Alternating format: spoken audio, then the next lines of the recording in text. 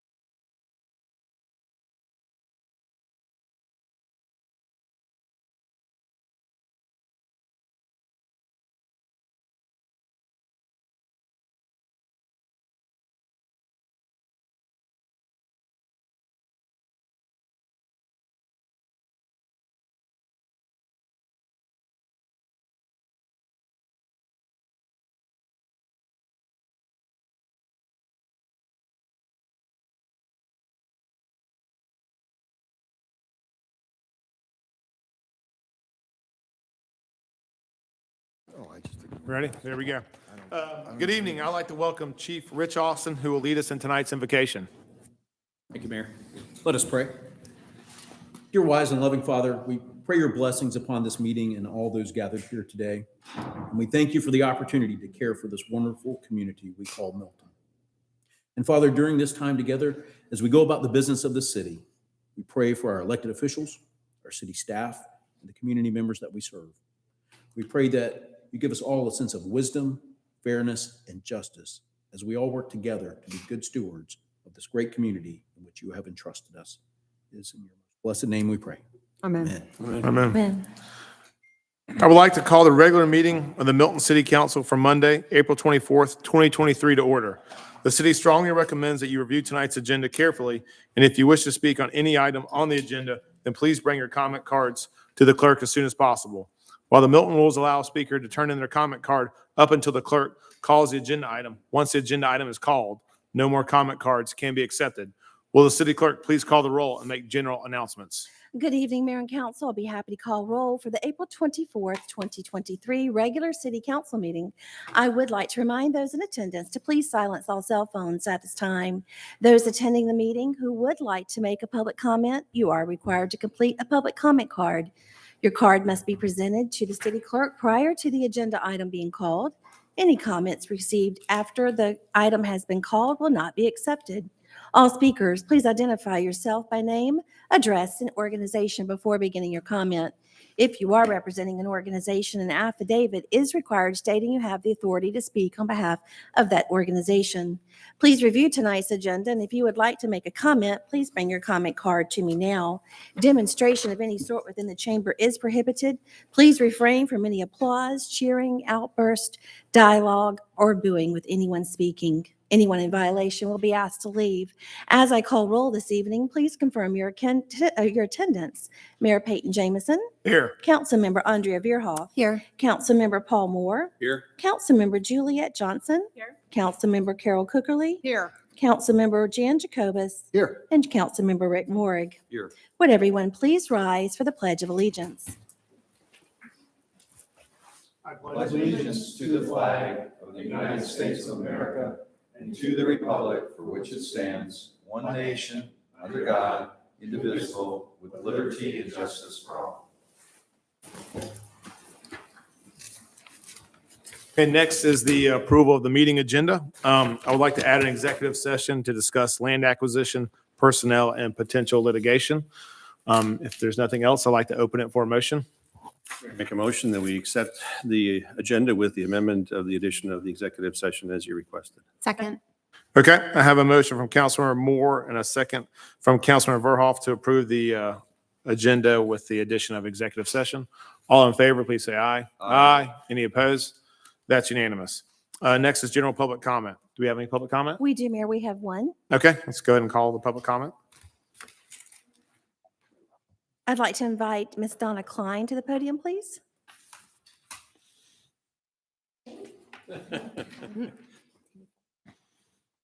Hi, my name is Donna Klein and live at 2325 Bethany Bend, where the new roundabout is. And it will be discussed tonight. I'm sure each and every one of you got my email about what a dangerous situation we are with a wall that was not supposed to be that high. And we have literally, it is split seconds from the driver's blind point and our point to see them. And the speed at which they're coming around that is crazy. We've put up signs. The city's put up signs. Evidently, no one's going to look at signs. And I've done everything I know to do except actually lay in the road to get Please people don't to do slow down. And there's actually some people that they see me out in the driveway, well, maybe 3 times, where they speed up just to be jerks. So we're asking for the city's help. Don's lived there for 20 years, and this has very much impacted us, our lives, in getting in and out of our driveway. You know, we were very patient with the roundabout going in. Everybody said we had patience of saints, and we didn't expect this. So we're just asking you to I'm sure you go around that roundabout all the time. So imagine sitting in our driveway. And if you have any questions about it being done, come sit in our driveway a few times and see what we're experiencing. So thank you for considering keeping us safe in our home. Thanks. All right, thank you. Thank you. Okay, we'll move on to consent agenda. Mayor, Well, that- sorry, is there any more public comment? That concludes Okay, public we'll comment, close Mayor. public comment. We'll move on to consent agenda. Mayor, item A is approval of the April 10th, 2023 regular city council meeting minutes, agenda item number 23086. Item B is approval of the April 17th, 2023 regular work session meeting minutes, agenda item number 23087. C is approval of a professional services agreement between the City of Milton and Contour Engineering for Phase 1 environmental site assessment at the Milton City Park and Preserve. Agenda item number 23088. D is approval of a unified communication platform agreement with addendum number 1 between Confines Global, Inc., doing business as Stack Bench in the City of Milton for the creation and implementation of a unified communications platform to be utilized by the Milton Police Department and the citizens of Milton. Agenda item number 23089. E is approval of a services agreement and addendum number 1 between the City of Milton and GovernmentJobs.com, Inc., doing business as NeoGov for the recruit module, including access to GovernmentJobs.com and the Insight application tracking system. Agenda item number 23090. F is approval of subdivision plats and revisions. The first development is Julie Groke at 15380 Birmingham Highway, Land Lot 486, District 2, Section 2. It is a minor plat to subdivide the parcels into 2 tracts. Tract 1 will contain 2.080 acres, and Tract 2 will contain 1.037 acres, with a total of 3.117 acres and a density of 0.64 lots per acre. Development number 2 is Jake Bailey at 16455 Birmingham Highway, Land Lot 238, District 2, Section 2. It is a minor plat revision to change the address for Lot 2 from 16590 to 16465 Birmingham Highway. A total of 4.12 acres with a density of 0.48 lots per acre. It is agenda item number 23091.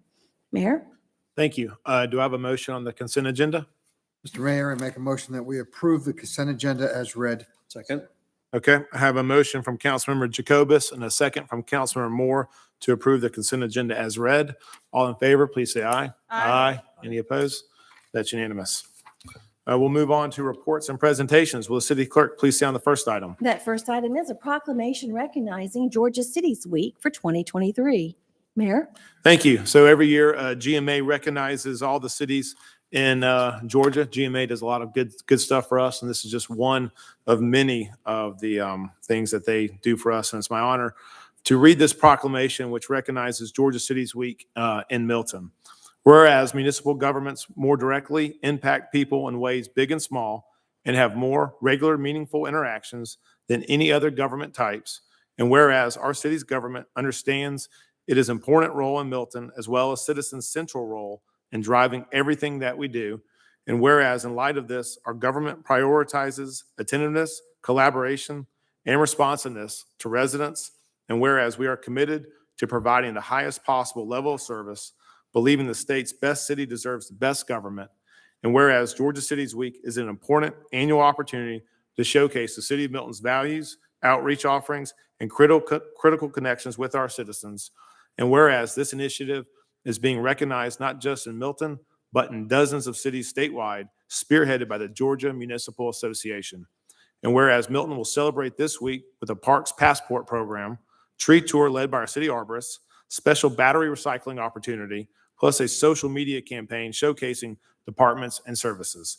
Now, therefore, we, the mayor and the city council of the city of Milton, recognize Georgia Cities Week and efforts to forge an even stronger association between our government and its citizens, given under our hand and seal of the city of Milton, Georgia, on this 24th day of April 2023. So if all the staff or any members from GMA would like to come up here, we'll give you a proclamation, and thank you for all your hard work.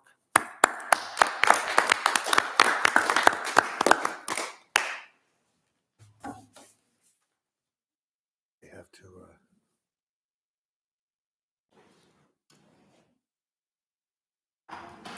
Tammy, you guys got to go down. My, what a good-looking staff.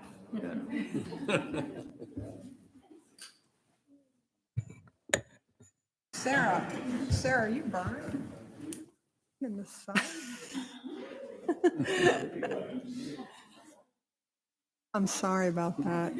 Text on Friday, I thought you were going to be with us.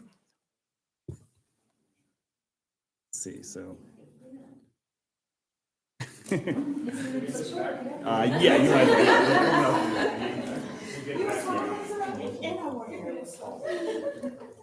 This one sucks this up.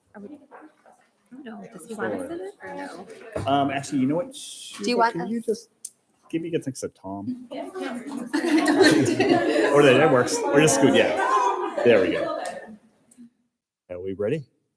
Oh, no, wait, we got the people in the back. 3, 2, 1. Here, stay there 1 second. The advance camera. 3, 2. Not working. We're good. Thanks, y'all. But next time you're getting there. Yep, I'm fine.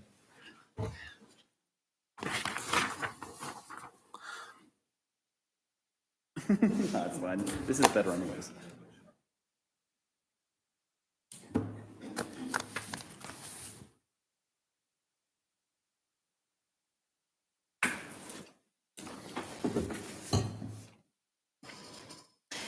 Mayor, our next item is proclamation celebrating the second graduating class of the City of Milton's Emerging Leaders Program. I'd like to turn this over to our Deputy City Manager, Stacey Inglis. I was going to turn it over to you, but it was in blue, not red, so. Thank you.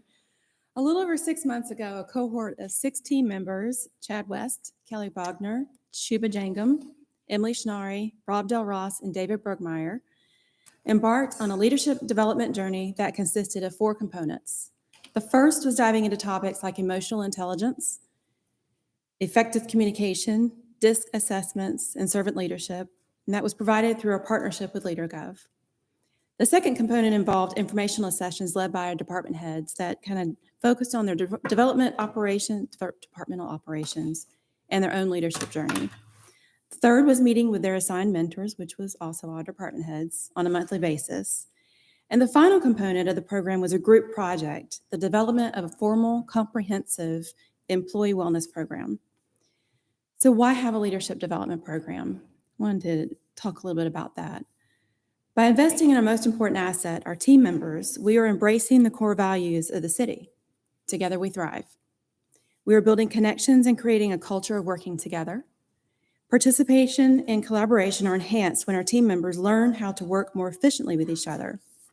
They build an understanding that seeking out a diversity of opinions will create outstanding results. It's all about our rural heritage. By providing each team member with the history and the why behind the city's creation, we engage in the importance of protecting our rural heritage. We ensure they remain committed to embracing our purposely chosen community design. Service is our obsession.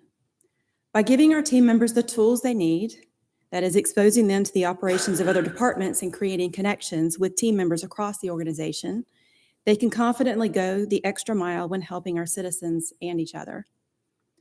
Own it, deliver it.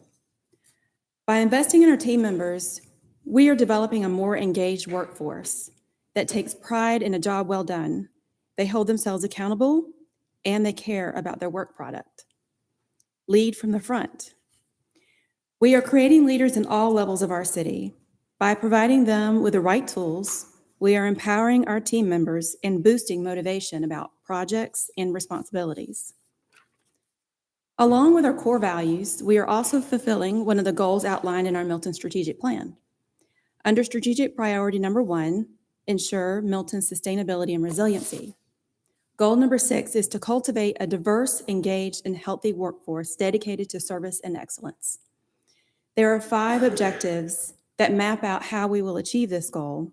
Our Emerging Leaders Program accomplishes 4 of them, which is provide continuous development of all Milton staff, create an inclusive work environment, attract and retain a first-rate workforce, and enhance the wellness program.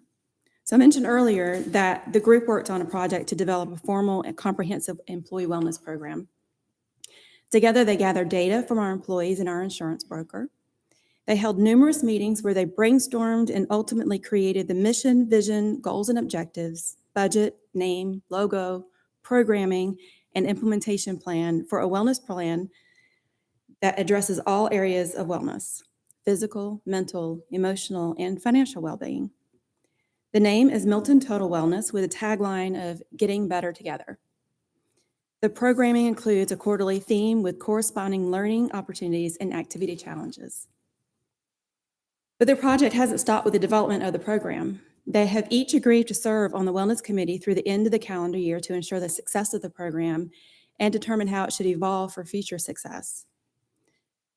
I want to personally thank our 6 emerging leader graduates for not only embracing this professional development opportunity, but also for the amazing work you all did to continue and will continue to do on our wellness program. I also want to express my sincere gratitude to our department heads for stepping up as mentors and for leading the monthly departmental sessions.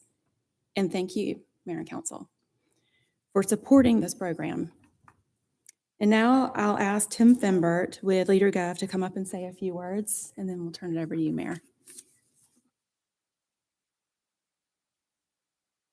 Mr. Mayor, Council. First, I want to thank you for endorsing this program. It is really special. We work with a lot of cities and counties throughout the state, and it's really a privilege to come before you, and thank you for this opportunity.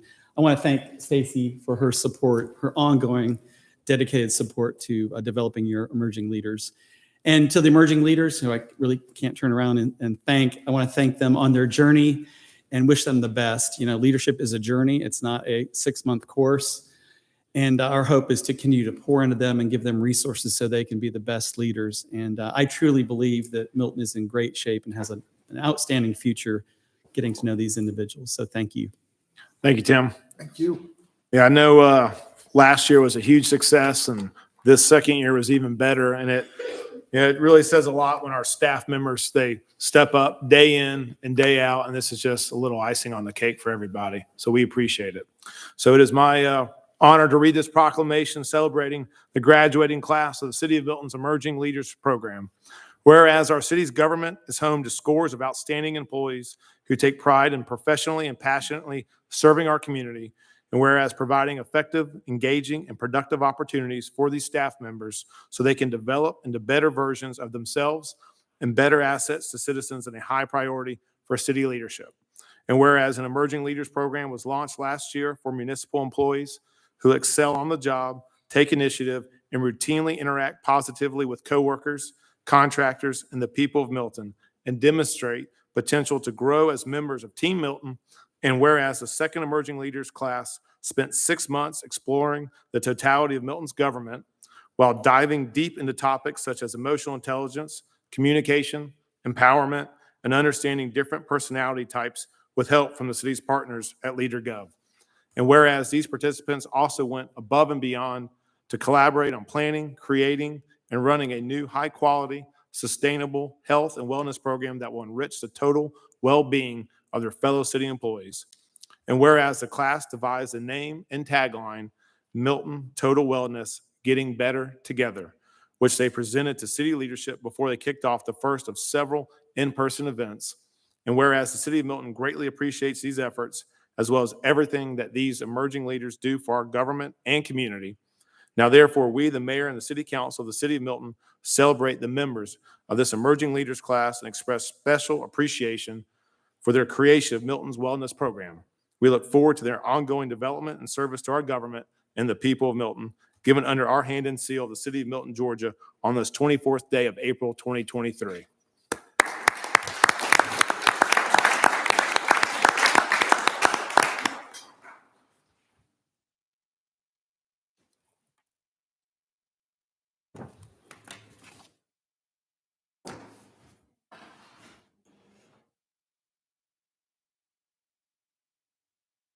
Stay down here this time. Everyone else is.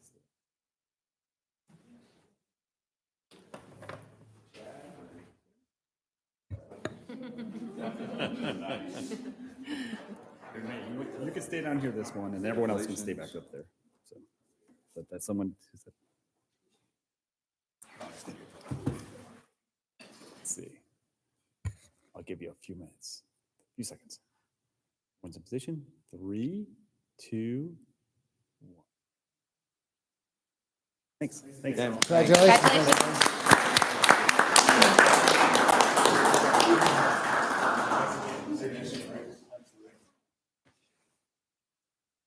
Ah.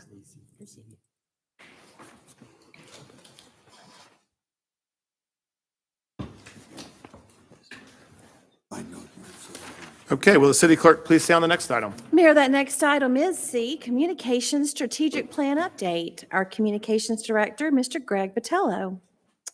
Hello.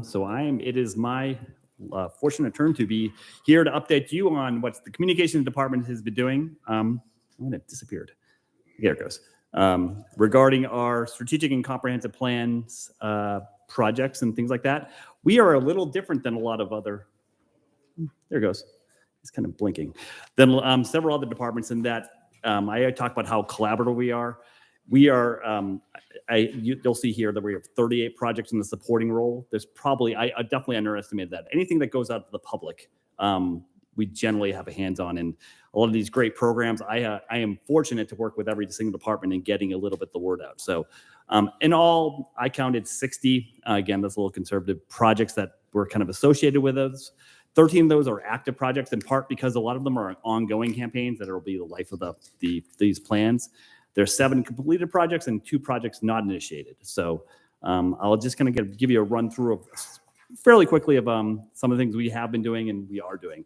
These are some completed projects. Again, even with these, you'll see a lot of collaboration. For example, the resilience themed public education campaign, that's police and public works are very much involved in that. We're doing stuff about maps and other things for parks and rec programs and trails. That's a parks and rec program. A lot of things are tied to the National Community Survey, which we kind of put together and we'll do again, I guess, next year. So we have a lot going on, and also the Chronicle of the Horse campaign that we had put out, and we're looking at other ways to kind of continue that about promoting Milton's equestrian lifestyle as best we can. That said, I'm going to walk you through just a sampling of some of our active projects, just to get you a taste of some of the things we do. One, again, these are also really very much collaborative. For example, the community-involved effort to name our parks and green spaces. So we have 3 named to date. This has been successful in the sense that we've really been able to get some energy behind some of these namings things. The good and the bad thing is we have a lot more to go. The next one right now is the Lackey Road Green Space. We're hoping in the next few weeks to launch that, and every quarter to have that. And as you know, there's very much citizen involvement on the front end, and the council is involved at every step of the way. Somewhat related to that, we're also working with our Parks and Rec friends on interactive trails maps and kind of ways to just kind of bring our kind of rural heritage and our parks and green spaces to kind of into more focus for our community. Another thing too, I want to talk about, there's several proponents of our different plans to talk about bike-friendly community and collaboration. One is the local road safety plan, which is where the communications was kind of like the third prong in that with police and public works. So we're involved in that. There's going to be things on like roundabouts and things like that. And that involves the bike community. We have a lot of, obviously we made quote good friends with the cycling community. Old Blind Dog Cycling Club is one example. St. Patty's O'Pedal this weekend they raised over $85,000 and over 400 bike slicks. We helped promote that. That was the biggest and best yet. So that's kind of the things about just having that communication. And again, we're just a small part of that communications, our department, but it's important and it's kind of part of our community, our fabric too. The last is, this may be the last, but the digital tourism and branding. Again, as you know, this is kind of a way that we mix and match with things. So ComDev is the lead on the branding study, but communication is certainly involved. And once that is done, we'll kind of do the day-to-day marketing, I suppose, if you want to call it that. There's talk about digital visitors tourism, which is kind of a fancy way of saying ways we can just explain what Milton's all about. So for example, there's some example that we added a special equestrian webpage. We have Jeff Dufresne and a few other folks have approved a built-out history page, but we have like basically 2 paragraphs on right now to really kind of highlight that. We also have a history campaign on our social media that is done extremely well. We have dozens of likes and comments every single time we put those up. So that's part of this, and just building out our economic development and other things, pages like that. That's part of what that's about, using our existing templates. 5 years from now, it might look a little different, but that's where we're going now. We also have, in terms of marketing plans for events, event info and promotion, that is a constant. Every event we have, there's probably a 6 or 7 part communication plan just to get the words out. The branding study is also going to help inform how in different ways we can do that, whether it's like physical signage and other things like that. And we're also working on, with our mostly Anita and also the branding folks, on having content specific to our character areas. And again, that's going to be partly informed by the branding study as well. I am not going to read all these things, but there's 2 pages.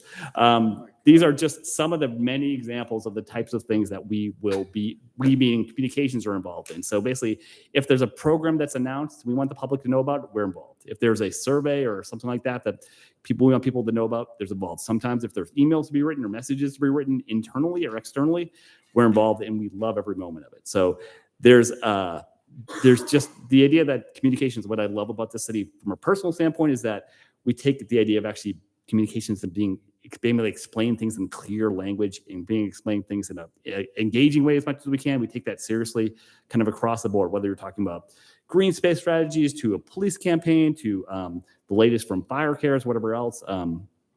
That's something we're all involved in. So again, there's more and more. Just to know, this is the conservative thing. I didn't even include all the 38 on here. Everything from a web page created to whatever else. So thank you very much. That's kind of sums up my presentation. If you have any questions, just let me know. Any questions for Greg? Thanks, Greg. Thank you. Okay, will the city clerk please stay on the next item? Mayor, that next item D is the police strategic plan update. Our police chief, Chief Rich Austin.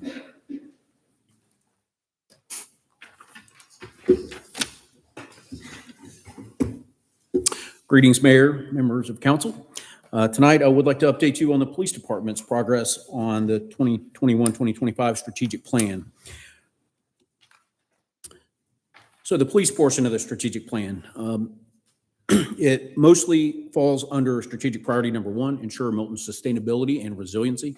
Under strategic priority number 1, the Milton Police Department has significant roles in the following. Goal number 4, to maintain a secure community in which to live, work, and play. And goal number 5, to implement a transportation infrastructure that meets current needs, accounts for future growth, and allows residents to traverse Milton in a calm, safe, and efficient manner. So our police outcomes, first of all, is to improve response times to emergency calls by 10% by the end of the plan relative to 2021. This is an ongoing initiative for us. It's been affected by road construction and staffing. Currently, the department just rolled out a very robust recruiting plan, and we've seen some early success in that. So we're hoping to get more slots filled in the very near future. And some construction is concluding in areas of our city that is right now impeding a bit crosstown travel. That we realize this is going to be an ongoing challenge. We do see some progress in this area. And even with these challenges last year, response times were reduced in comparison to the previous year by 4%. The next one is to improve and deploy annual scenario-based de-escalation and crisis intervention training for all Milton police officers by December 31st, 2022. This outcome measure has been completed by the department. It was fueled by a grant from the Georgia Criminal Justice Coordinating Council. This grant was utilized to purchase a firearm simulator that not only placed officers in realistic don't shoot scenarios, but the technology allowed for the instructors to control the scenarios so that the de-escalation techniques that they've been trained on could be utilized in a controlled but very realistic environment. It also helped to reinforce that de-escalation techniques can often bring about positive outcomes without the need to use force. With the funding, the department also invested in Brazilian Jiu-Jitsu training. This training is currently considered a best practice. The martial art, rather than focusing on strikes, teaches officers grappling techniques based on leverage and body positioning. So if de-escalation options run out and the encounter turns physical, then officers can use the least amount of force to control the situation. This lessens the chances of injury to the person that we're working with and to the officer. We're very excited to bring these additional training tools to our officers on the street through this grant opportunity. It was very good training. Our next goal, to establish a functional safety crisis intervention team with 100% CIT trained staff by December 31st, 2023. This has also been completed. All Milton police officers have completed crisis intervention training, and our new officers that we're bringing on board will also receive the training as part of their initial Milton-specific training after they have completed all their primary state certification requirements and their field training requirements. The next police outcome is identify several police officers per shift for advanced training on crisis response and mental health services by December 31st, 2023. This has been a bit of a challenge for us. We saw in 2020 there was a lot of this training out there, but based on my educated guess, the market for this type of training is somewhat saturated. So we've been having difficulty finding training to fit our specific needs within our department. The MPD is currently seeking an opportunity to create a training block. So we have very good training staff, and we are looking to do this in conjunction with community partners and providers. And this could become a regional model if we get this training up and running. So we'll continue to try to find training that's already available, but if not, this is another option for us. The next police outcome, create a joint police fire task force and conduct initial drill training by the end of this plan. This has also been completed and is also ongoing. Police and fire conducted a large-scale active assailant response training at a local school most recently. If you recall, several weeks or a few months ago, I presented a video that showed a little bit about that training. The command staff of both of the departments serve as the task force, and this training will be refreshed as the officers conduct their annual training. And now we move to goal 5, achieve a 5% year-over-year decrease in vehicular-related property damage crashes using 2021 as a baseline. Our department continues to work on several crash reduction strategies, including targeted enforcement. We target both geography, our high crash zones, as well as offenses such as hands-free violations. We've added additional members to our traffic team. We continue to do social media and classroom educational opportunities, as well as, of course, enforcement activity. This continues to be a challenge as construction has increased in our city, as well as the volume of traffic. Comparison from 2021 to 2022, our crash data shows increases in both personal injury and property damage crashes. However, there were no fatalities in 2022. And finally, complete the local road safety plan with executable strategies by December 31st, 2021. As you're all aware, we did complete that in conjunction with Public Works and Communications and other appropriate city departments. And as I said, this has been completed. We are on to implementation, and of course, progress reports for the local road safety plan will be provided intermittently. And with that, I'll entertain any questions you may have. Questions for Chief? Rick?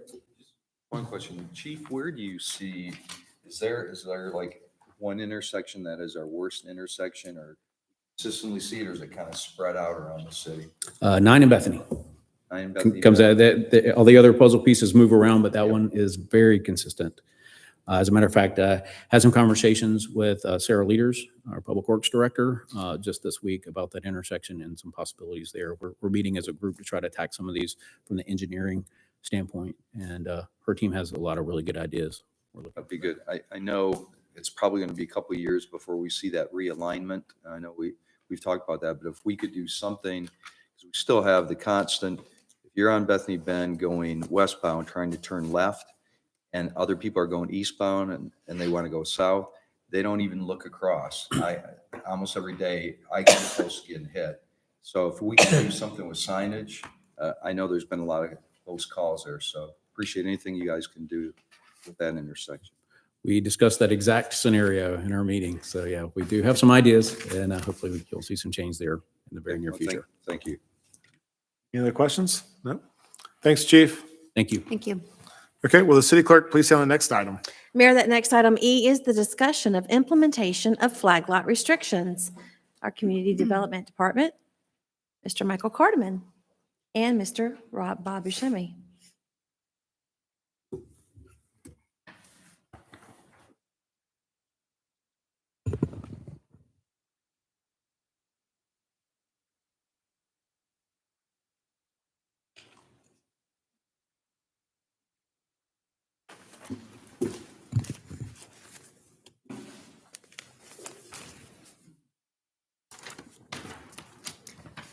Good evening, Mayor and Council. We are here tonight for an update on the land use project outlined in the 2040 Comprehensive Plan. Perform due diligence to implement restrictions on flag lots. This originally came before you last November. Timeline of events. The 2040 Comp Plan started in the summer of 2020. CPAC was tasked with providing flag lot input during the Comp Plan meetings. In October 2021, the 2040 Comp Plan was adopted by Mayor and Council. From March to September of last year, staff completed our research in the project scope. Last October, we received feedback from Planning Commission where they recommended prohibiting flag lots citywide. Last November, we received feedback from Mayor and Council that you wanted us to find a middle ground solution and recommended getting more feedback from industry and to hold a public meeting. This February, staff held our flag lot discussion meeting at Community Place. And finally, tonight, we're back in front of you to present our findings. First, let's circle back to the flag lot basics. Lot frontage is defined at the street, which requires 35 feet, and the flag stem is allowed to thin down to 15 feet. All setback requirements in the buildable area begins after the flag stem.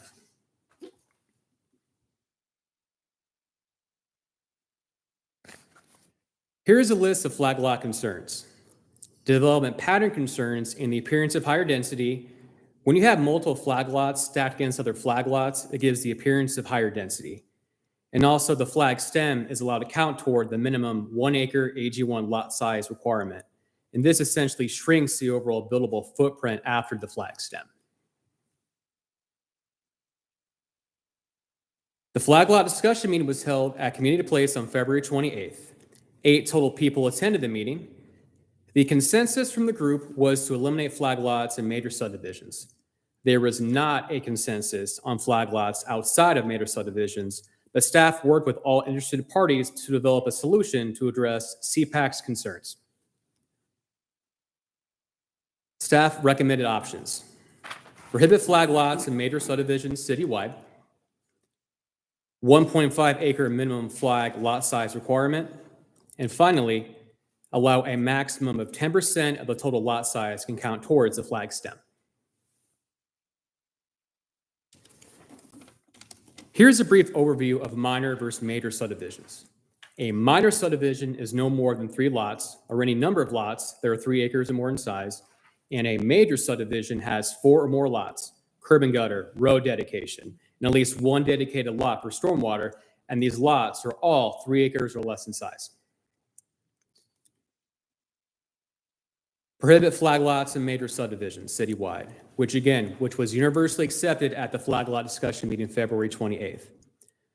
We believe flag lots in major subdivisions would not meet CPAC's vision and would be used as a tool by developers to maximize their lot yield. 1.5 acre minimum flag lot size requirement.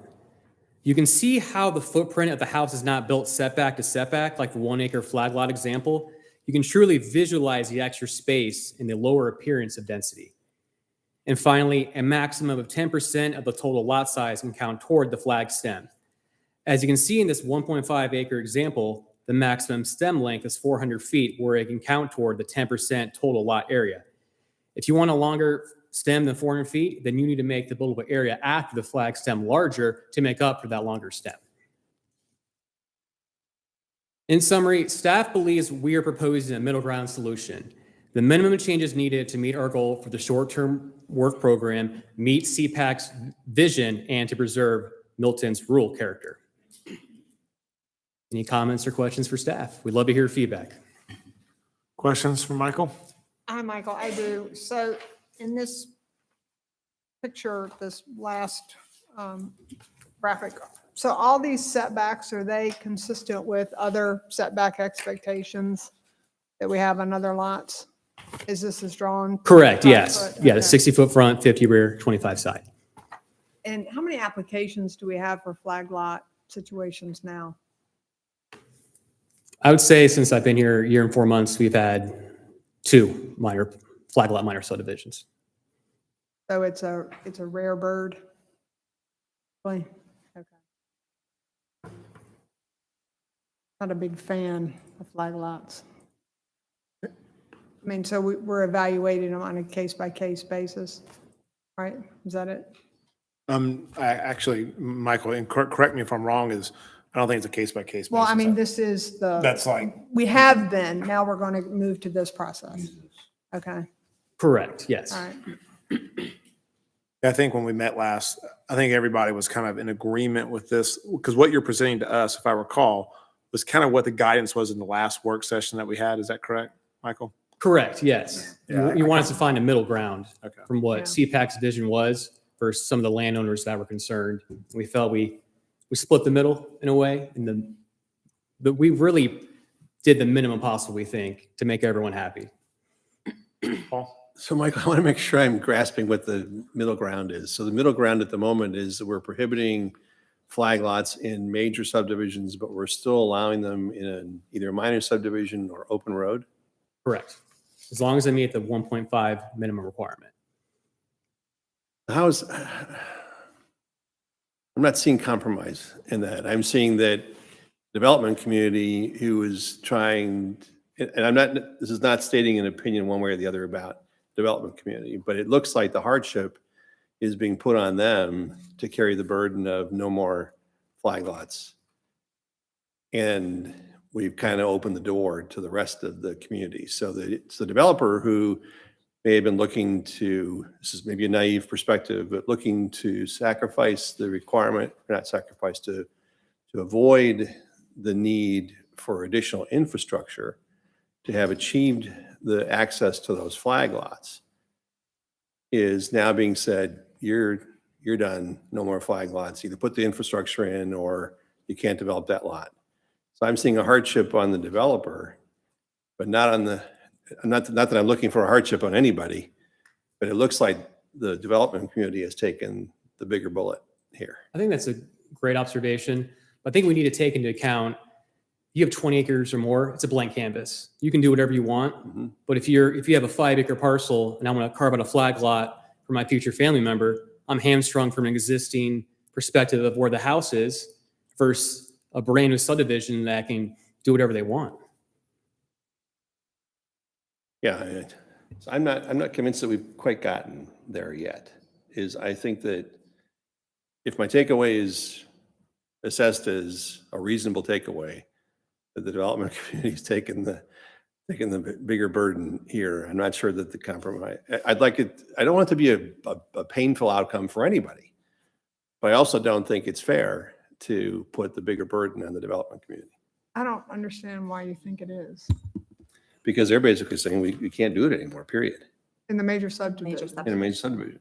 But the Where- major subdivision has the ability to rearrange those lot lines to eliminate the flags. Right, at a cost to them for putting in more significant infrastructure. But don't we offer them some flexibility? They could go to larger lots. I mean, there's some other flexibilities that we give them Right. that may offset it. Could you imagine a major subdivision with a lot of flag lots? No, and then That would that's what I'm drive- saying. I don't know that we've found the answer yet. I don't think that what we're doing by prohibiting that solves all the problems. But I think that we've given an unfair balance to anybody who is not a major. I don't think that we can be equitable across the spectrum. We're talking about two entirely different animals. And we know that I think we know that in major subdivisions, we don't want flag lots. So True. a blank canvas, so we have a very talented staff and we have great developers in the area. And I'm not just saying that gratuitously, but we have some really good situations. And I think they've been very negotiable, and many of them are giving us extra green space and extra opportunities, and et cetera, et cetera. So we just, I mean, we flat out don't want them in those areas. And if they're developing smaller pieces, then there's some negotiation. Because some of these smaller parcels, don't we have builders who get those tracts and do that too? I mean, isn't sort of a blend of opportunity out there? They do. On a brand new, if I could jump in, on a brand new subdivision, I mean, we can work with the developer and actually design it so that there's really no need for a flag lot, because really all the flag lot does in a major subdivision is yield more density that really shouldn't have been there. Most new subdivisions that are coming in now are really pushing towards the 3-acre lots. And we've been extremely successful with that. And because that's where the market's driving besides. I mean, it's kind of a double-edged sword. We're pushing it, but the market's also driving it in the city of Milton. Everybody wants to come here for 3-acre size lots. So we're really seeing no demand at all from the development community. Nobody's come out and said, oh, wait, this is going to really hit us hard. In fact, we've gotten a lot of industry support to eliminate it. Just the opposite. The industry's actually saying, yes, please eliminate it. There's no need for it. We can make it work without it. So Now, and now the ones that are on the street, what we're doing is increasing them from 1-acre minimums to 1.5, and only making the stem count for 10% max of that 1.5. So that, I mean, that's a better look than a stem and smaller lots. Right. Your point. I mean, I think that's. pretty You good. haven't eliminated the potential row of stems, in my mind, which is one of the things I don't like about the flag lot I think solution it's going to today. depend Is on it- the property, and it's going to depend on, I mean, it's not an automatic that if somebody wants to do this. Right. I mean, every piece of property is different. Everybody's got to get through these gentlemen. I mean, look how tough they are. And I think it does reduce the stems, because if you go from 1-acre minimum to 1.5 acre, Yeah, that's that's good. a pretty big percentage jump. Yeah, and that would be the minimum. So Yeah. when somebody came in the other day and said, Bob, I have 22 acres. I would like to do some flag lot subdivision for it. I said, look, with 22 acres, you're not even going to see it. That's going to be the 3-acre minimum zoning. You're not really going to need flag lots because you have 22 acres. You only need 3 lots. You might as well just do the 3-acre. So when people said, because of the 3-acre, I think it's really, without the 3-acre in place, I could see some hesitation, but this is really for the ones that are really small. Somebody has like 3 acres on the road, and he's trying to squeeze, or she's trying to squeeze in as much as she possibly can. And that's where that CPAC was really coming in, saying the density would look out of character for what Milton's really trying to achieve. And I But we do think- have to be careful. I'm sorry. No, sure. Yeah, I think maybe you might be going in the same directions. I think the development community isn't really so concerned about this, because they're doing the big tracts of land. This is more for the small citizens or small landowners who have been here a long, long time, who have those 3, 5, and 7-acre parcels. I mean, you jump from 1 acre to 1.5. I mean, I think we're getting to that compromise. I think. With no degradation in value, because our land is, every acre is retaining its value, whether you jump from 1 to 2 to 3. I mean, just Yeah, simple multiplication. I think it's a good compromise. I don't think we can eliminate in good conscience flag lots. I mean, I just don't see that being the right way to go for us. But I'd be comfortable if we left the lot size 1 acre, but you just remove the size of the stem from that. My concern always was you're 1 acre, but you included the stem. I'd be comfortable if the lot size was just 1 acre, but the stem wasn't included at all. And I think a big But- thing too, not to jump in, Jan, from CPAC was to lower the appearance of density. And we believe if you have 1.5 acre lots stacked against each other, if you're a farm looking out at it, it appears less dense because there's more building separation. So we have to take into account the big farm that's looking east, west, and seeing flag lots as well. No, This is good. Thank you. Does anybody else have any discussion? I mean, when's this going to come up for a vote? When's it? Oh, this is just an update. Update? And then we Okay. haven't moved forward to text amendment yet, but we want to hear your Okay. feedback before we move forward. It's a good start. Councilmember Moore? Yeah, I think that if I recall, when we had our work session before, when we talked about that, our concern was really the smaller property owner. Mhm. And if we eliminated it, you're kind of saying, well, you have to develop as one lot if you don't have the flag lot. I mean, if it's a narrower thing. So I think I like that you're trying to still not penalize the people that have the smaller lots that could get developed. We'd love to have it, instead of having 2 flag lots or a flag lot and a lot in front, if they would do it as one, that would be great. But I like that, at least leaving the option for them still to actually do that on the smaller parcels. Thank you. Anything else? No. Thanks. Thanks, Welcome. Michael. Good, Absolutely. good presentation. Appreciate it. Okay. Will the city clerk please have the next item? Mayor, item F is the discussion of a traffic calming measure at the Hopewell Bethany Roundabout. Our Public Works Director, Ms. Sarah Leaders.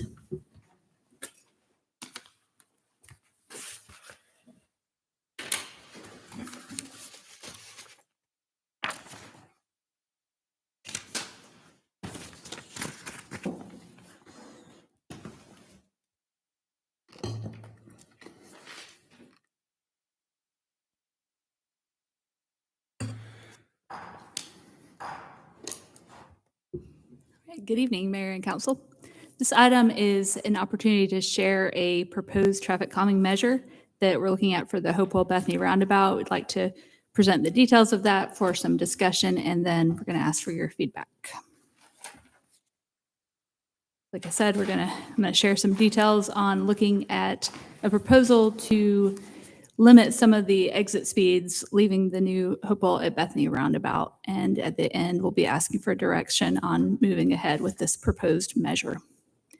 So the roundabout actually went operational on March 9th and was substantially completed by the end of March as we were working towards.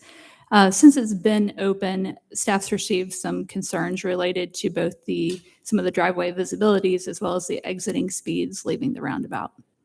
So we've put up some signage to alert drivers. Most recently, we brought out the message board that you see in the picture here with a custom message that just says to exit at 25 miles an hour and to slow down. That's how roundabouts are designed, for the operating speed within the roundabout to be 25 miles an hour. So first I'll highlight the proposal and then I'll show a little more details on it. We're looking at the Bethany Bend exit of the roundabout. So that is when you're leaving the roundabout and heading towards Highway 9 on Bethany Bend. It's that exiting leg is where we're looking at this traffic calming measure. And what we're proposing is a rubber speed cushion, and they're actually considered movable due to the way they're installed. So the overall benefit of this type of measure is it'd be a new tool that we have to use at other strategic locations throughout the city to try a measure before we move forward with something permanent. So it would allow us to gauge the effectiveness of the device before moving into something permanent that's more fixed. It is considered temporary, but it also could remain permanent. The installation method and materials do allow it to be movable. If it is removed, it can be reinstalled at another location, like I mentioned about being able to test locations before doing something permanent. And if we did go with a more permanent option, we could go with something more aesthetically pleasing.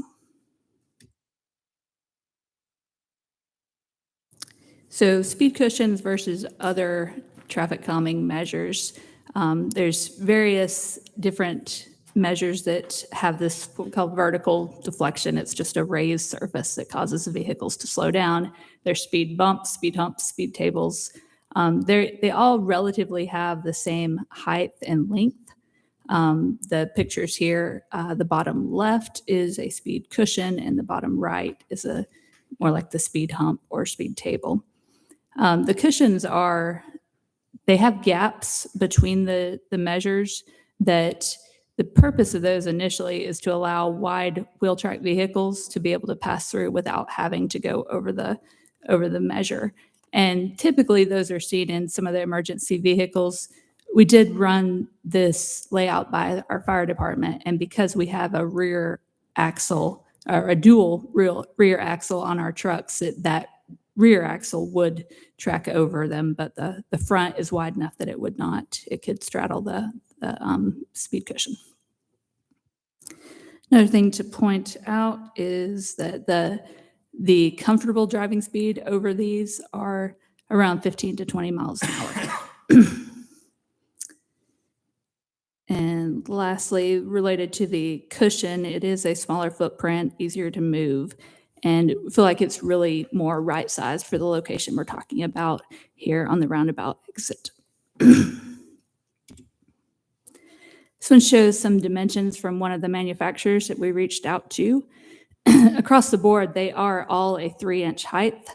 The width is all 6 feet, but the length is what is different. And the length is what measure along the same axis as like the yellow line.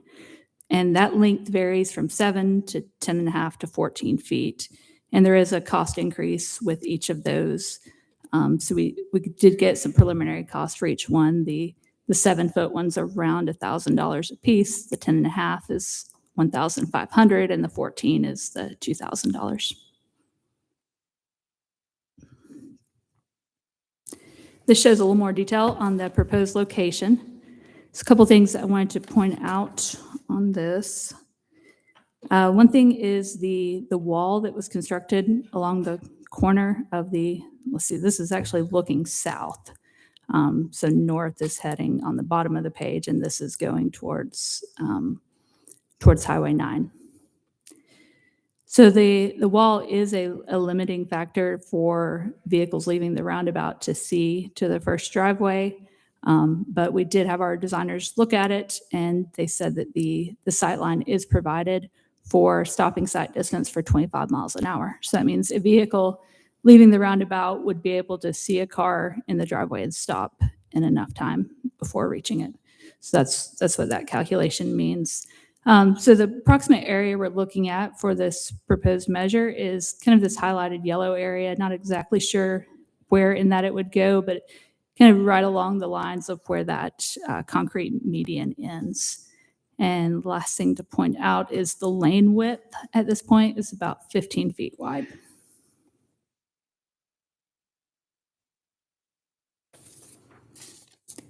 I wanted to share a few other comparable measures that are located nearby. First of all, Alpharetta North Park, the main road into the park, actually has the speed cushions. These are the 7-foot variety, and not sure how long they've been in place, but they exist there. There's a couple different traffic calming measures along that road, but speed cushions is one that Alpharetta has. We have a neighborhood, North Point Forest, at the very north end of Freemanville. As part of their design, they were required to do traffic calming, and they did the speed cushions as well. They did the 10.5-foot length, and they only did 2 due to the lane width there. So that's another local location. And finally, the speed tables in front of City Hall here. Those are they're the same 3-inch height, which makes them a little more drivable than some of the neighborhoods have more of the 6-inch height that really slows cars down. But on Heritage Walk, it's the 3-inch height. It's over a 22-foot length, so a lot longer of a measure. But just wanted to highlight what that specification is as well. And lastly, I have a video that I'll play here. This is from one of the manufacturers that we were looking at, and it'll show a couple vehicles traveling over it, and hopefully the sound will work so you can hear any sound impacts from these devices.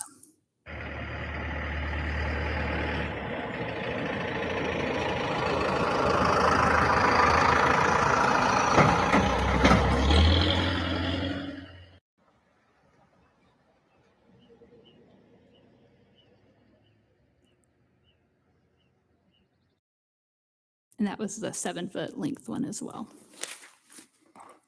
All right, and that is the presentation. I'd be glad to answer any questions or participate in any discussion, but we are looking on for direction if there's interest to move ahead with this kind of pilot project of this measure. All right. All three. Let's just go for it. How much is the height of the wall part of this problem? And is that fixable on a permanent basis versus the speed bumps? That's my first question. I'm going to go back to the drawing that showed the wall. Right. And the wall would need to be, we typically look at a driver's eye height at 3.5 feet. So if the wall from the end point all the way around to, tough to draw the exact line of sight measure, but it would need to be 3.5 feet or less below where, or it need to be at the same elevation of where the driver in the driveway or the driver leaving the roundabout where that elevation is met. Now the slope leaving the back of the curb, I don't know if you all can see the cursor here. Okay, so the slope goes up as you get towards the wall, and then the wall is an additional height. So it's difficult to say if even moving the wall would help the situation. The idea is that cars are coming around, they're coming so fast that they can't see if somebody's pulling out of the driveway. And if I understand you correctly, we're unable to take the wall down low enough because of its retaining purposes, what it's there to retain. Right. And the reason it was put in initially too was the tree roots to protect that. So if we look to either remove the wall or move it further in or away from the roadway, it could impact the tree that was the purpose for the wall. I was more wondering whether we could just take the wall down somewhat and slope behind it more versus removing it all. So now looking at the profile, it starts at about 3 feet high just at the end, but it immediately ramps up as you head around the corner to catch the grade behind it. And it's already sitting, again, the slope from the curb to the wall is already at a pretty steep slope to it. It's not a flat like you would sometimes see. It would be flat between the wall and the curb, but that's not the case at this location. We tried to gain some through the shoulder slope as well. Go ahead. So, but it's obvious that the Klein's issue is top of mind. We're studying that. Okay, very good. Yes. And second, I'm a big fan of these, and I hope that there's some benefit for the Klein's on this roundabout. And as I've mentioned to you in the past, I hope that when Providence and Bethany rolls around, that there will be these mitigation factors there too. I mean, we talk a lot about excessive speed all over the city, and these are wonderful instruments. Otherwise, we're just going to keep having to hire police officers at high cost, and people are still going to speed and do what they do. This is sort of a passive, wonderful tool, I think. So thank you. I think it's worth a try, and we'll see what happens. Councilmember Ward? Yeah, I know just in driving through there, people slingshot off from that today. So I understand what danger is. What's the height at the, I'll say at the beginning of where the cars are entering in? What's the height of that wall right there? So let's see, okay. The very end is the 3.5 feet, and then it gets up to about 5 or 5.5, kind of at the higher point, which is right at the radius point there of the roundabout. If you can see the Like where the arrow. yield sign is entering into the traffic circle is about 5.5 feet. Right. Then the other question I've got, I saw you're showing 2 pieces versus 1 all the way across. Because sometimes I know if I see the 2, I try to drive and try to center my car if I can. What width are you or length are you really looking at putting in that? Say it's 15 foot wide from edge to edge right now of finished surface. How wide are you looking at putting one?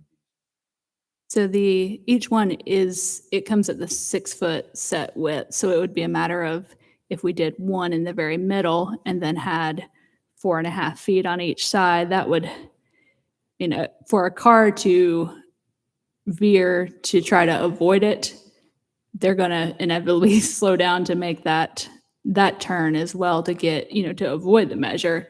But we do have the option to do two. Two would fit in that as well. So It's like 2 6-foot. 2 6 long, foots. So you'd have, Wide, like, wide, right? We're talking. yeah, well, we're Wide. talking about cross, because it's 6, what is it? 6 feet is the standard width of it, but then the length going across the lane, you're saying 6 feet and 6 feet. So right, this length on all of them that's always the 6-foot width. And then the length is the I'm sorry, varying one. 7, 10 and a half, or 14. Right, the length, again, running along with the yellow line would be the the varying length, but Sarah, can you repeat that? All of them are 6 feet wide? There is no wider version of this? if we went wider, we would be looking more like just the solid piece, we have like out this one. Right, and is that a temporary option also? It is. We felt like the speed cushion, it felt a little more right-sized for the situation, a little easier to move. It's not as many pieces. We could definitely do a solid feature all the way across.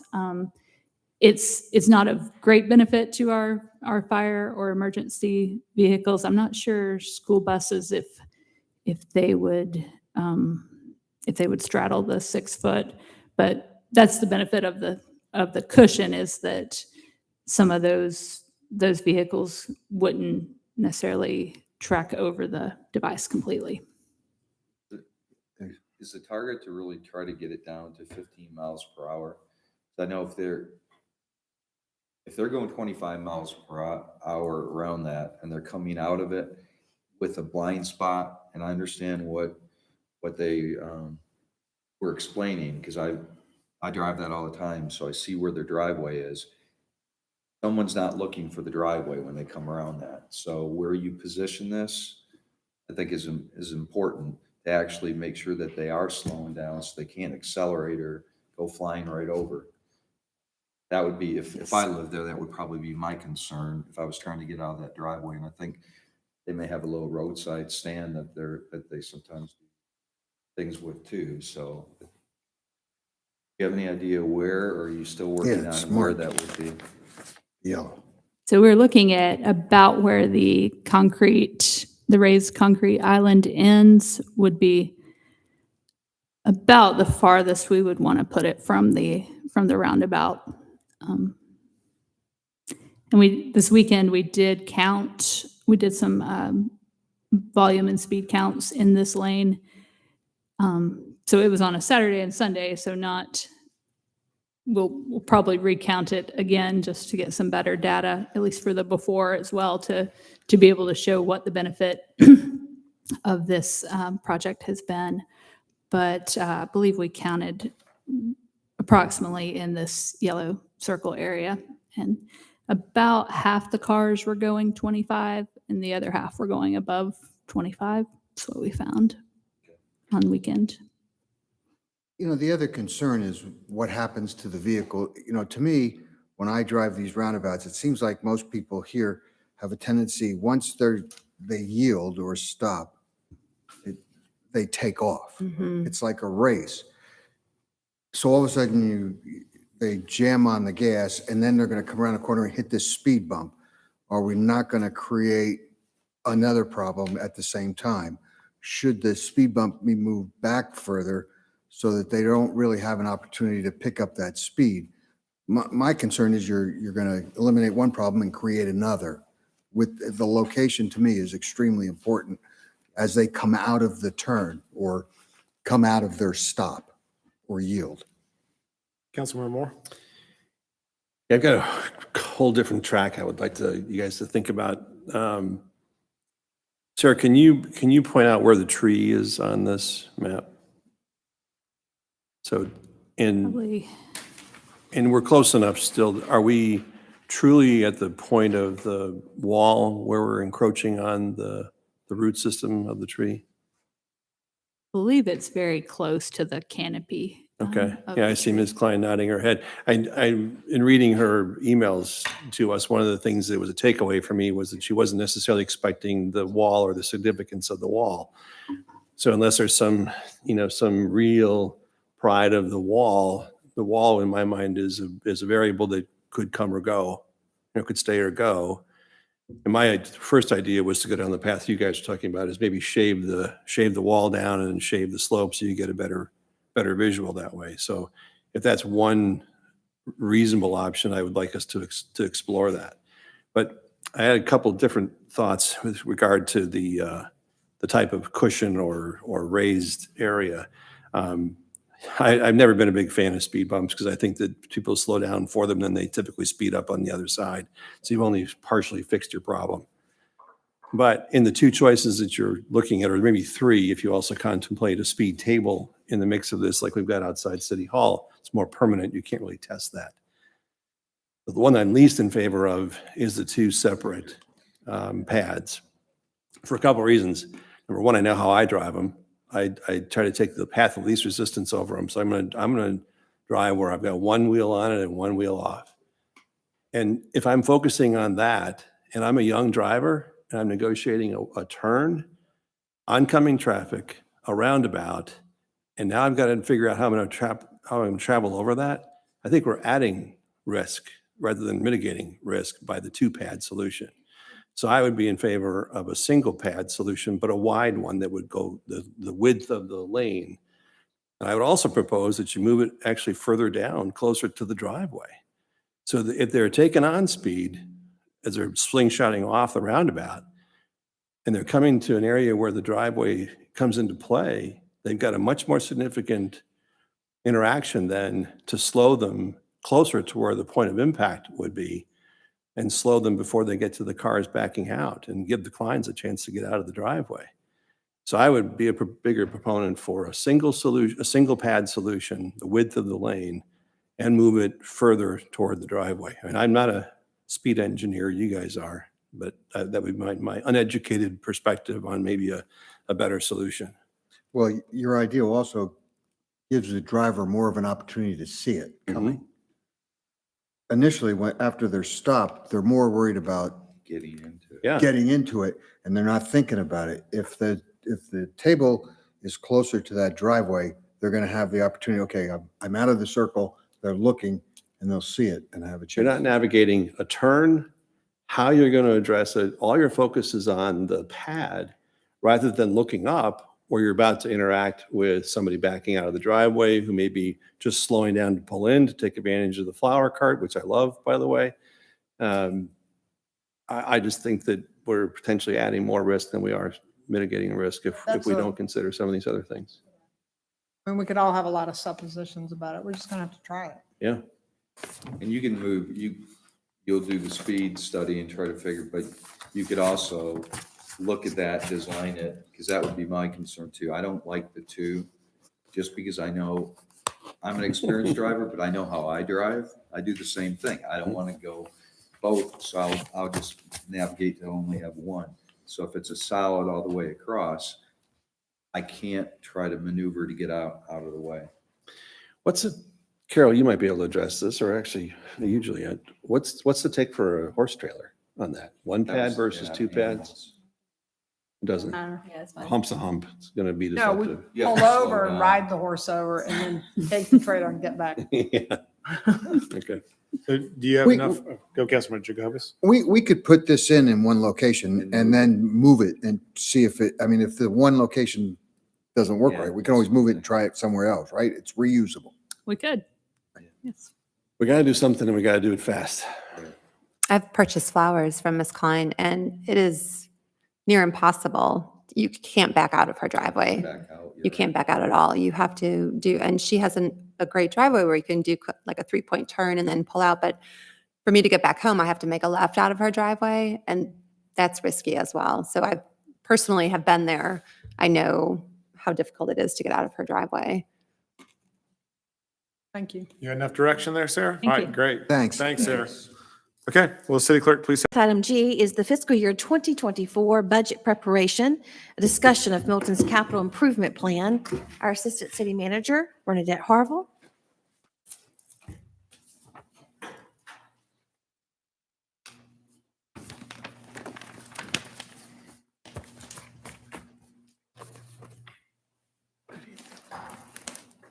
Good evening, Mayor and Council.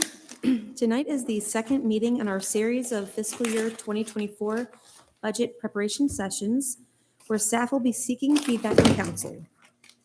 This meeting will focus on two specific properties in our capital improvement plan.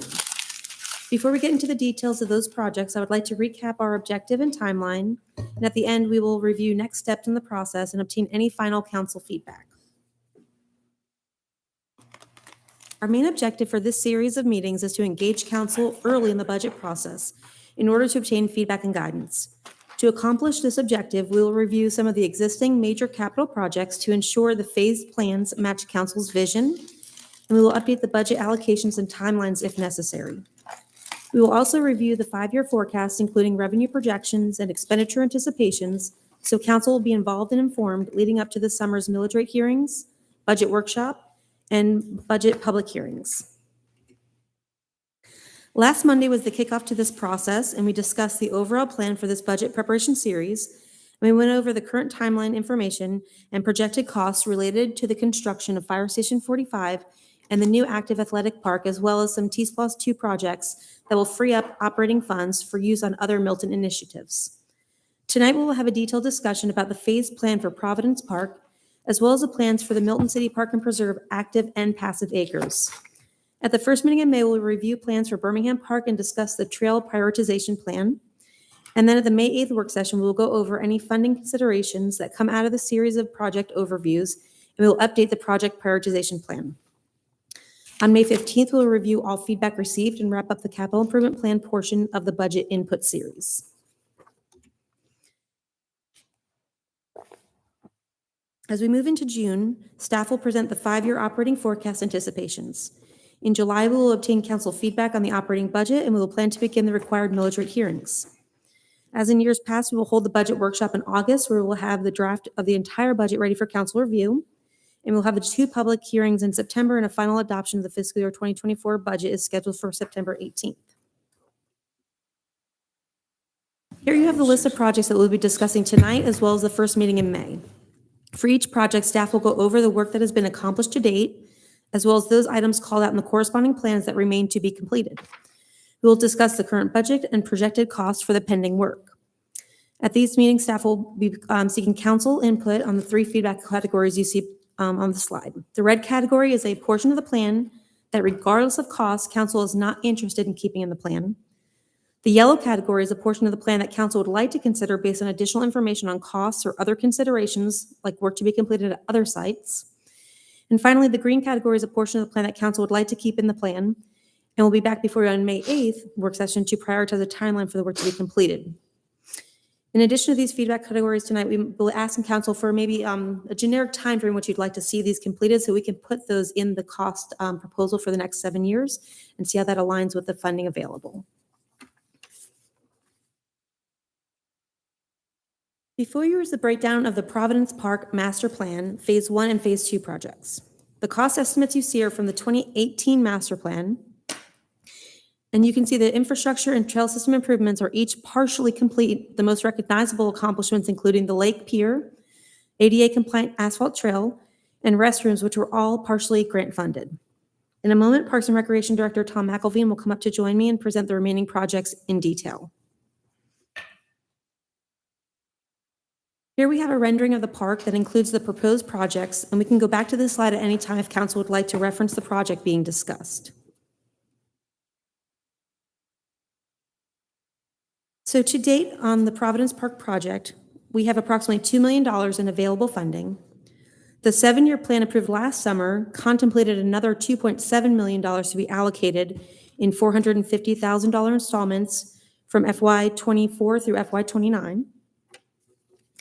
And if all Phase 1 and Phase 2 projects were to be completed under the current cost estimates, an additional $1.7 million in funding would be needed. We'll review this all again after Tom goes over his portion of the projects, which I will share via an Excel spreadsheet.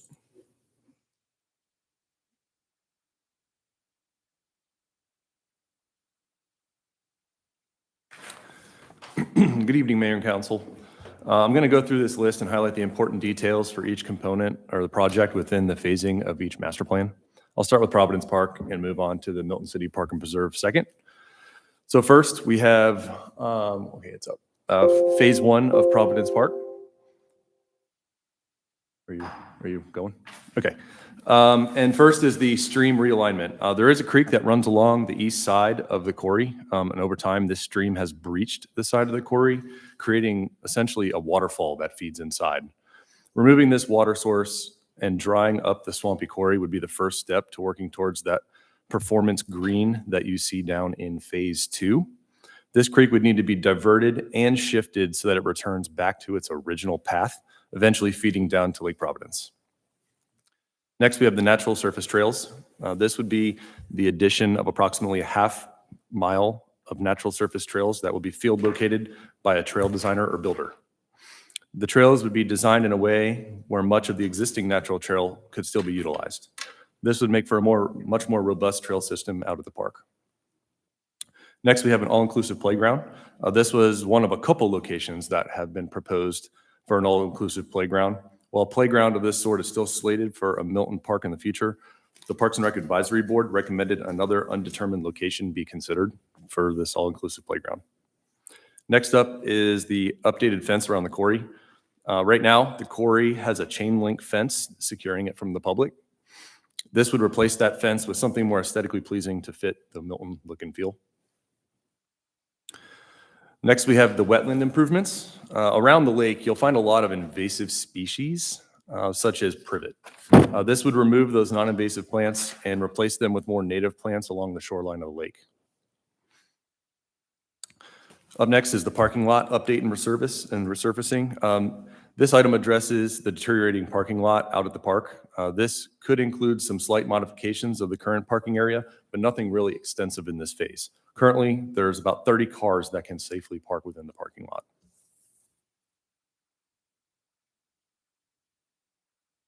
Then we move into Phase 2. And with the further expanded parking area, this would increase the parking, accepting up to 115 cars. The Park and Rec Advisory Board recommendation was to maybe look deeper into this while we're doing the parking lot improvement in Phase 1. Might make sense to go ahead and expand the parking lot in Phase 2, but that would really depend on the number of amenities that council really wants to move forward with in the earlier stages of the phasing of the plan. Essentially looking to potentially stay ahead of what's to come. The open area overlook is a feature that would be constructed near the edge of the quarry to create, well, an overlook. It will allow park visitors to look down into the old quarry and see the features that are out there. It'd be a great educational opportunity as well to explain the history of the quarry and what it was used for. And it could also be a space for revenue generation as well, as it could potentially be rented. Then we have the performance green. At approximately an acre in size, it would be a place for residents to gather. Imagine something similar to what you see behind you, but larger and surrounded by an enormous rock wall on three sides, woods, and nature. Small events and parties could be hosted at this space like this. Then we have the 6,500 square foot nature center. This nature center depicted in the master plan will provide classrooms, meeting rooms, storage space, viewing decks, and restroom facilities. The structure was to be designed as a treehouse feel. This space would be utilized for programming such as nature classes, outdoor recreation camps, things like that. Additional exterior facing restrooms would be attached to this building as well to give another restroom feature out at the park. In case you're kind of halfway in, you can catch it.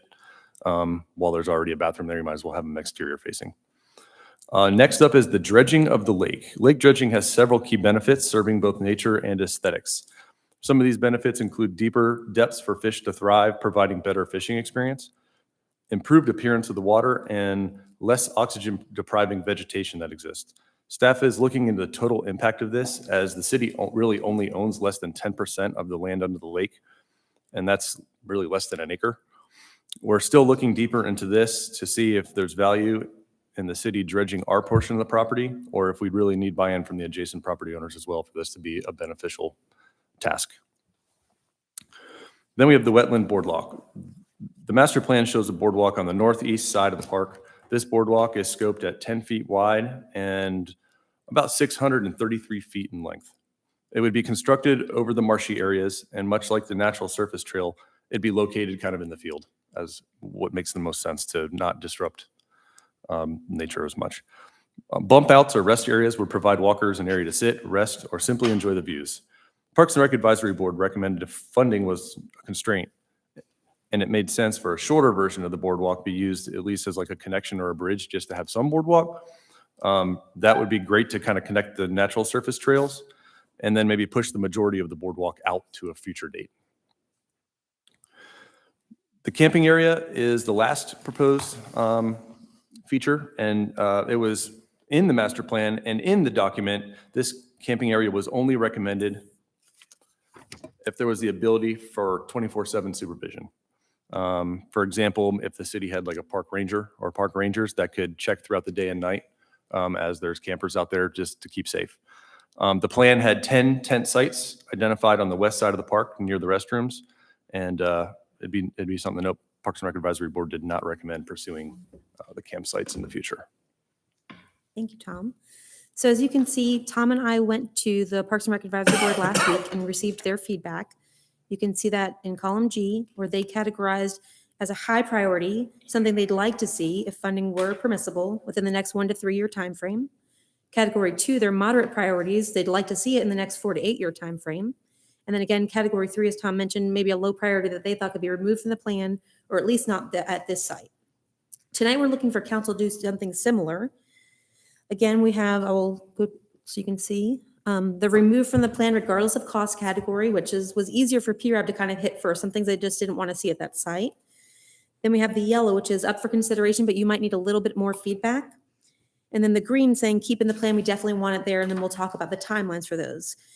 As we go through and color code them, we can also use the same for those that you do want to see, 1 to 2 category like PRAB did, so we can kind of keep our funding projections in line for you and come back on that May 8th work session to show you what that would look like, what funding we need to accomplish those goals, and then maybe make further tweaks if needed. So I'm happy to tackle this however council would like to. If you'd like to just discuss a little more or start in on red or green. Councilman Jacobus? Yeah, a couple things. One is, I'd like to see us just pare back our overall spending on this. And I'd like to see us go from 2 phases to 3 and see if we couldn't say, I don't feel like I'm the one that should be making the call on what is actually needed there. I think where council should be making the call is how much funding we feel comfortable allocating to this particular park. And I would prefer, I mean, the total here is we're now up to almost $6.5 million. Yep. I'd be a lot more comfortable if we allocated like $2 million per year over phases, those 3 phases, like $2 million over the 3 phases. Just because I don't think we can be all things to all people. I think $2 million is a lot of money to allocate. It'll get a lot of these things started, or maybe just pick what they need most and then go from there. And I'd just like to take one step back quickly to show you the funding one more time so we're on the same page as we discussed. There is currently $2 million available in allocated funds that have already been approved through the budget process to date. So we could start some of those projects with that funding. Again, if we get to the other projects in the CIP and you decide that you'd like to move that money to another priority project, that is also potentially possible. We did forecast over the next 6 years of that plan, another $2.7 million. And then again, as Councilmember Jacobus mentioned, maybe the other $1.7 million that is needed might be further out than this 7-year plan. So those are all definitely options that we can look at. Yeah, and to Councilmember Jacobus's point, like, I think there's a couple items we almost like have to do, like that stream realignment. Otherwise, it's probably going to be more expensive. So right now, that's $600,000 there. But I think that's a good starting point? Because how much does all of phase one cost? 2.4, is that right? Under the current new projections, we're right at $2.5 million. And again, we're happy to, And is that removing the playground, correct? that's including him. So if we get Oh, rid of it, we okay. can easily kind of, I'm work sure from there. council's okay. Is council okay with? Yep. Okay. if you want, I can go ahead and just remove that amount right there and we can make Mhm. that red right now if the council is okay with that. Mhm. Kind of get it the other way. And if you were to make this a green category, we could just have an idea of when you'd like to see it. So we definitely want it, and we want it within whatever time frame, and then we can work that into the pricing. Yeah, I'd love to hear council's feedback because it looks like the rest of phase one is almost all things that kind of need to, I mean, I think that's all stuff that has to be done, I think.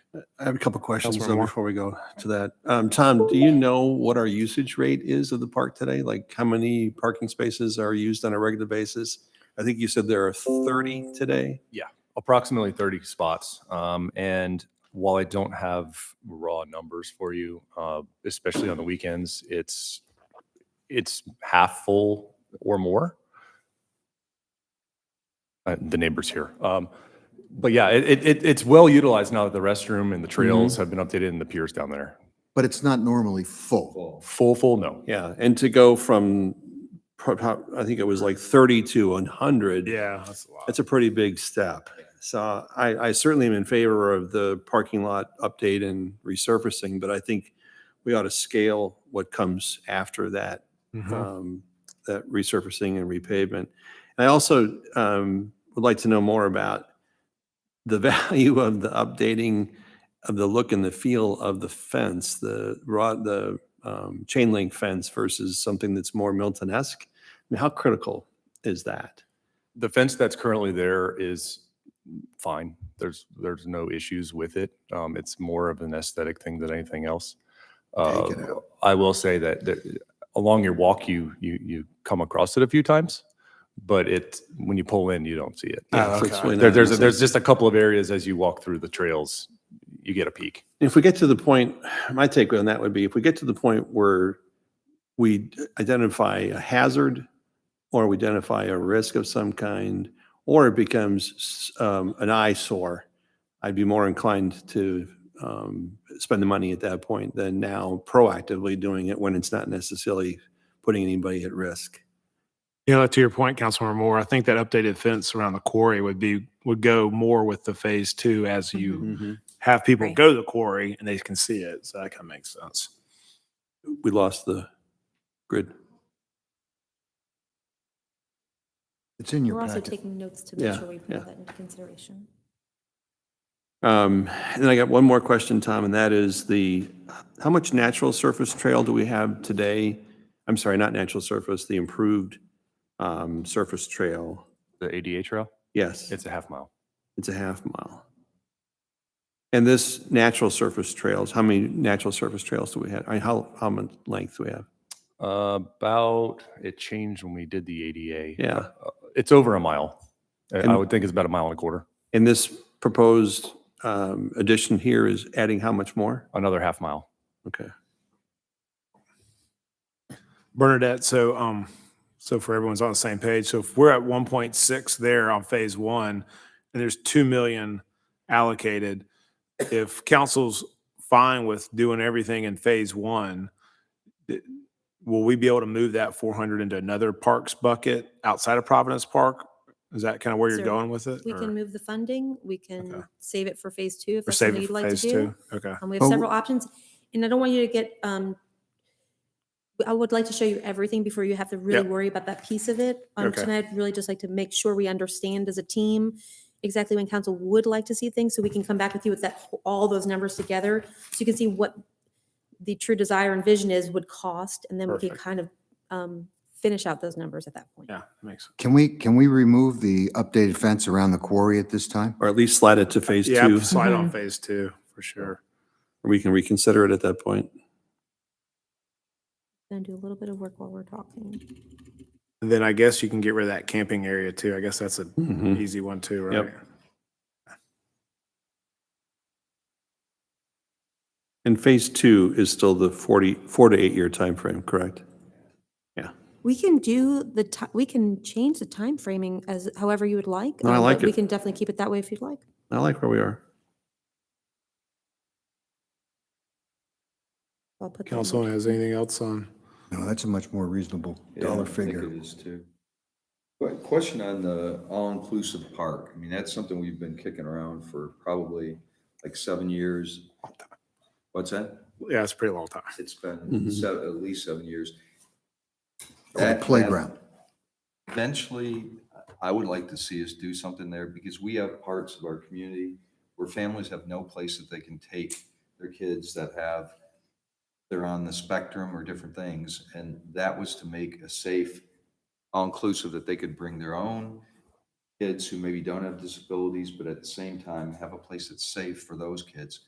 And I know that we have families and that I just would like to eventually see us do something that would serve that part of the community, looking at parks. Couldn't agree with you more. I just don't think it's here. Well, that's the thing. I think we need to identify, because we talked about next to the pool. Yeah. We're coming up with ideas. I think, Tom, I just ask Parks and Rec Board, we really seriously look at when are we going to get off the dime on this? What's a good long-term place for accessibility and actually building that out so those folks in our community and surrounding communities have a place to go where they can take their kids. When you look at some of, Yep, go ahead. go ahead, Tom.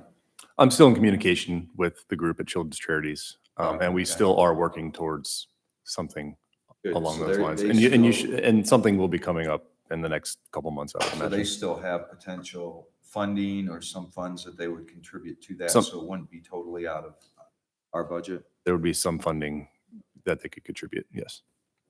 That's just something, like I said, I empathize. I mean, we need to think, if we're thinking of our whole community, that's part of our community, I think.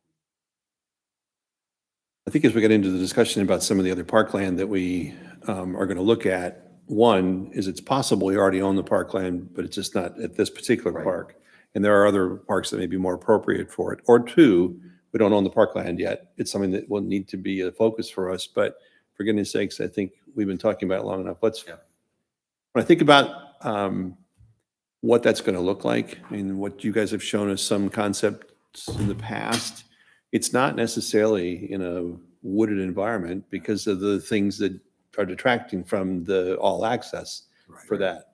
So it is probably more open, and rather than the shade coming from trees, it's probably introduced shade. So you can look at some of our more open space we've already got, like the Bethany near North Park. I believe the Parks and Rec Advisory Board also had good input that there wasn't any location at this facility near the parking. So you'd have to go a That's- very long yeah, distance to be able to that's- get to a. It's gotta be close by to park. feature like So I think that's. To me, Milton Park and Preserve is where it's. We're going to discuss If that we, in if one we've got the moment. space for it, yeah. I just, All right. just a quick question. Can you tell me a little bit more about what is Performance Green? Yeah. It was intended to be just a grass lawn with a stage on it. What we have back here. Yeah, well, the stage wouldn't probably look like that, but No, yeah, but it would be just an elevated stage in a big grassy area Yeah, we've talked With- about that, where it's kind of like a inside the quarry. Yes. impromptu, Yeah. wooden, just a raised area, big enough to have something where you could, it's not just for one or two people, could be for more performers. Yeah. But not lit, not amplified. Yeah, let's not forget you have 115 spots, so Yeah. you know you can't put on a giant concert. Right. Is everybody good with this so far? Mhm. Okay, we'll move on to the next one, Bernadette. So is everything else green? We want it in those 1 to 3 year and 4 to 8 year timeframes, other than the two things we've made? I think with the Amazing. time frames, yeah. Okay, excellent. Back out to our presentation really quickly. Plans do change, as we all know. So, Absolutely. And we can Yep. update these every year, but this is going to Yep. give us a good start to rephase some of the funding we've been looking at. Yeah, who knows what we might yeah. own 2 years from now. So Or here we not. have concept A and B of the Milton City Park and Preserve Master Plan on the active acres. Concept A is complete with the understanding that any additional updates to the kitchen will be included in the conversation around reconfiguration of the community center in concept B. And here you have a park rendering that takes into consideration all of the features in the plan up through concept C. And again, if we need to discuss anything, we can always come back to this rendering if anyone would like to see what we were speaking about. Sorry about that. And Thomas created a list of the main items within each of these concepts in order to obtain council's feedback this evening. And we've also presented this plan to the Parks and Rec Advisory Board to get their feedback, and we'll go over that in a moment.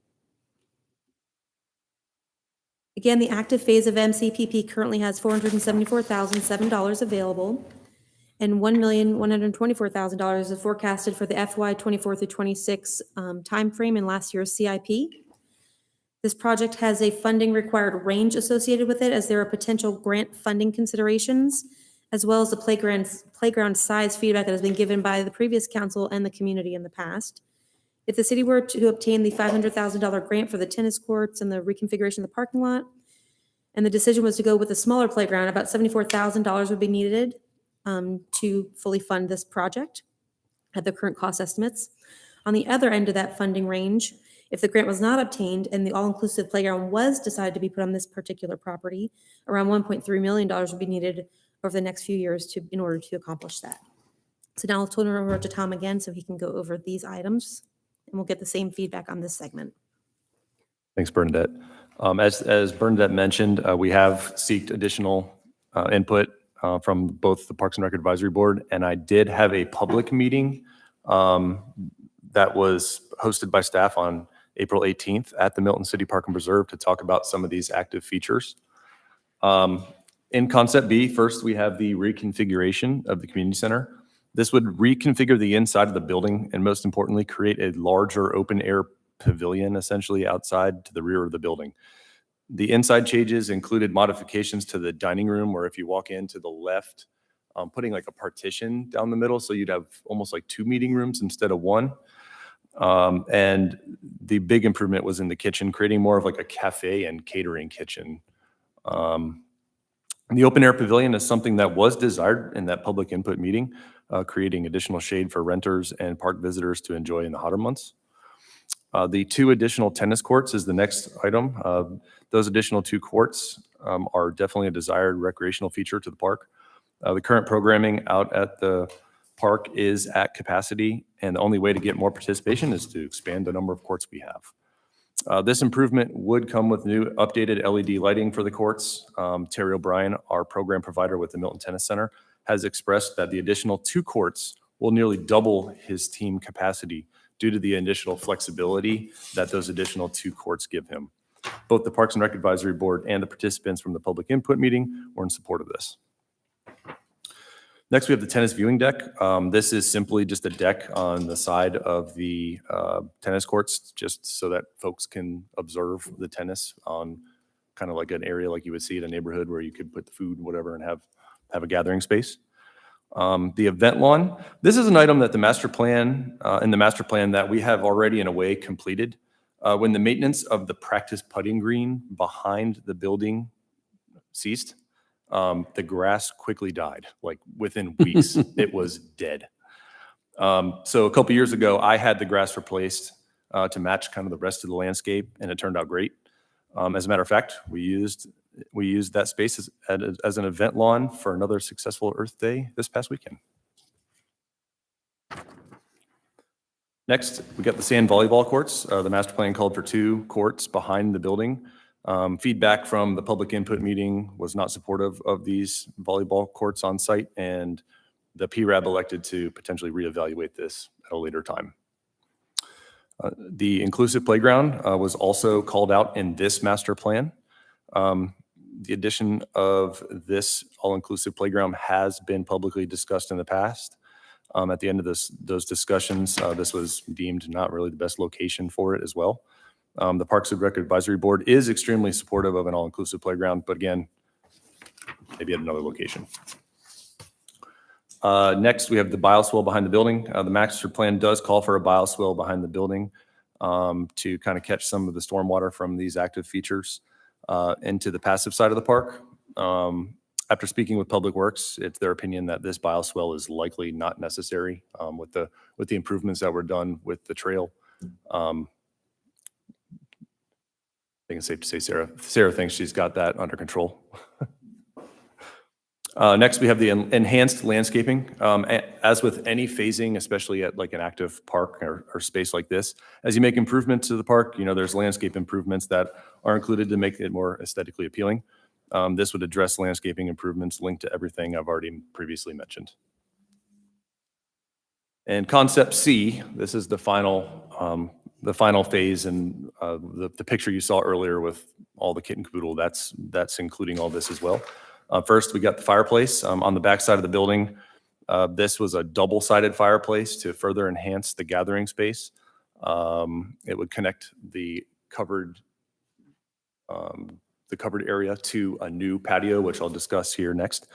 The Parks and Rec Advisory Board did not recommend this feature be added for a couple reasons. First was the liability of having a fireplace there, and second is really the overall usability. If we're not really, allowing renters to use them, how often is it really going to get lit up? Next is that larger back patio to increase the kind of the open air area to the west of that pavilion.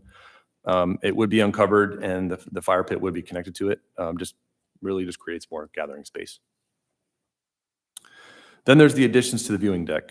This would add, like in the master plan, it calls for a pergola shade structure to that tennis viewing deck. But PRAB recommended probably looking at completing something with cover while you're doing the deck at the same time. Probably would make sense rather than phasing it out to another phase. Next is the water slide. Within Concept C, you will find that there's a water slide feature added to the south side of the pool. This was added to the plan to, quote, support community feedback to maintain and expand the swimming pool area. Parks and Rec Advisory Board recommended that maybe we look at this one down the road 4 to 8 years. Not necessarily kill it, but just move it down. Tom, is there any discussion of a splash pad versus a water slide? Are you familiar with the concept of this? It could certainly be done. The master plan called for a slide. That's a good idea. But yeah, I mean, a splash pad Just to could be cater to incorporated. toddlers, like the younger. There already is a zero entry pool there. It's Yeah. very small. It's very small. Right. It doesn't have it's got the mushroom, but it doesn't have all the other features that you could have. Okay. Good idea. Next is the improved events lawn. This called for improving the event lawn. And again, I will kind of quote here because it says, based upon community and programming needs. Kind of vague. Next is the enhanced landscaping. Like mentioned in Concept B, there are some additional landscape improvements that would be recommended as you do these additional improvements to the park. Last, we have a couple of staff identified considerations, things that were not identified in the master plan. First is the new parking lot and lighting. The parking lot's it's nearing the end of its usable life cycle. And while the tennis courts are being constructed, staff would recommend probably resurfacing that lot and optimizing the usage of the parking lot, where we could probably reconfigure things and get some extra spaces in there.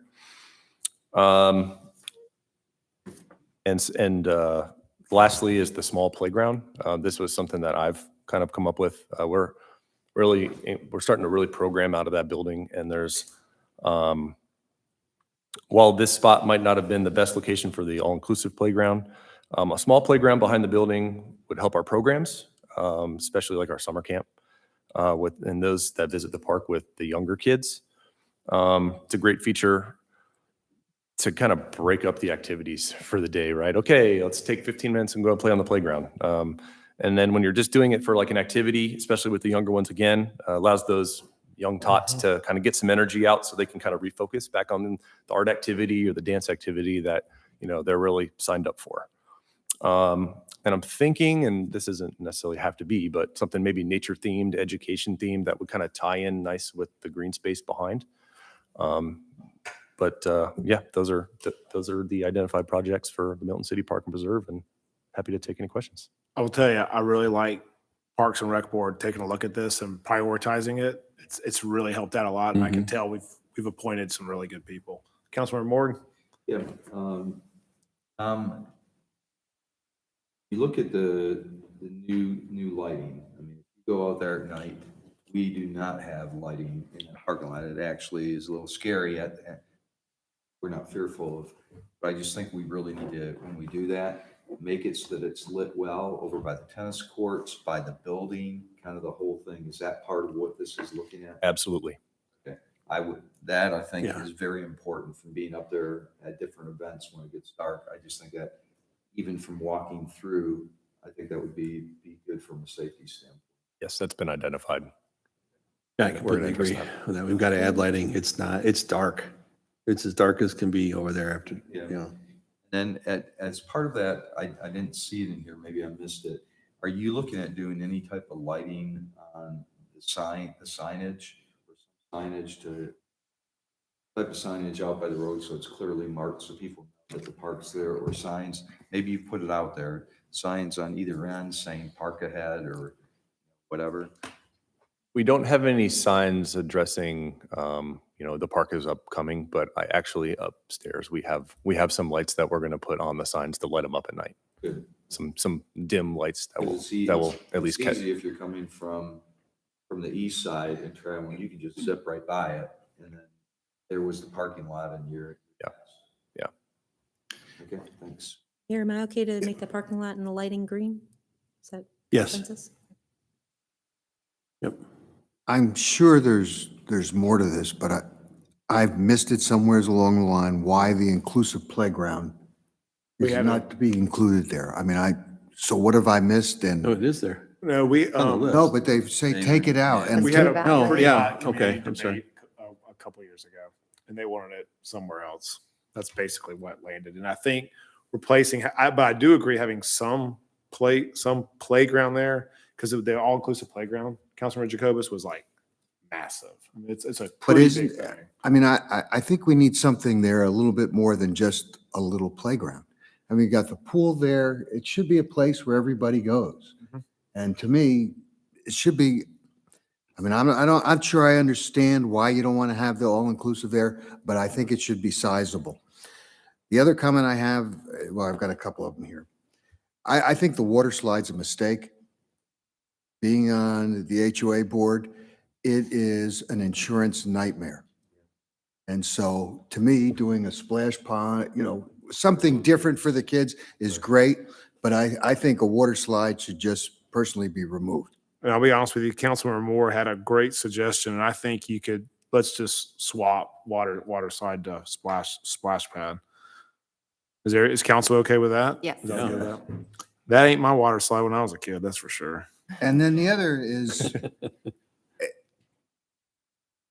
But I would. move I don't that know up. if it irritates everybody else as much as it does me, but I hate when we build something and then 2 years later, we go in and reconstruct it.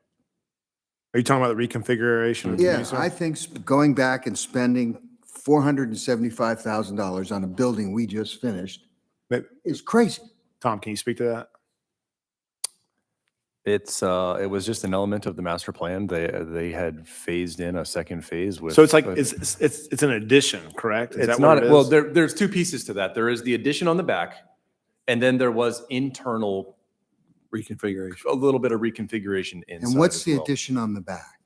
It's like a covered patio. Imagine Broadwell Pavilion. Porch. Like All right, Broadwell, so a covered patio, Yeah. but it's not going to cost us $475,000. no, because that was, yeah, correct. That's just a piece of that that they were lumped together. Larger back patio. I just think going in and doing all sorts of money after we just finished, we just opened it. I don't think, to your point, we've missed any opportunities because we haven't had on-site kitchen facilities. I think the opportunity to support our local businesses that offer catering is another way to solve that problem. Yeah.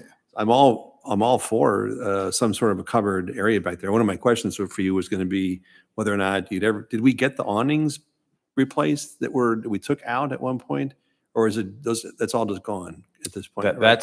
That's something that's funded and staff is currently working on getting replaced. Yes. So It's not there now, but yes.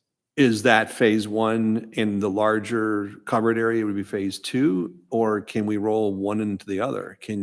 If we were to say, let's go ahead and do the larger covered area, does that take the need for the awning area out of the mix? I don't think so. You need both. I think I want you would probably want the covered area at the pool. Okay. And then the covered Yep. area out back would be Right. a Okay. separate feature.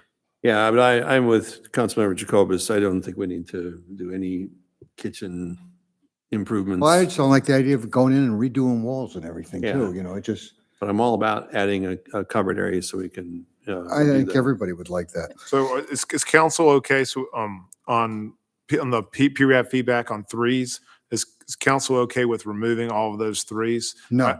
Okay, which one? I'd like to see us take away, if the inclusive playground can't go, I would still like us to have dollars there for a playground. So that number one down there, that 80,000 for that small playground's there. And we can take a Could we- look at what it I looks would like to see us do something in between the 800,000 and the 60,000 and take the 800,000 out of the budget. Maybe make it half of that, if it's possible to do a really nice playground.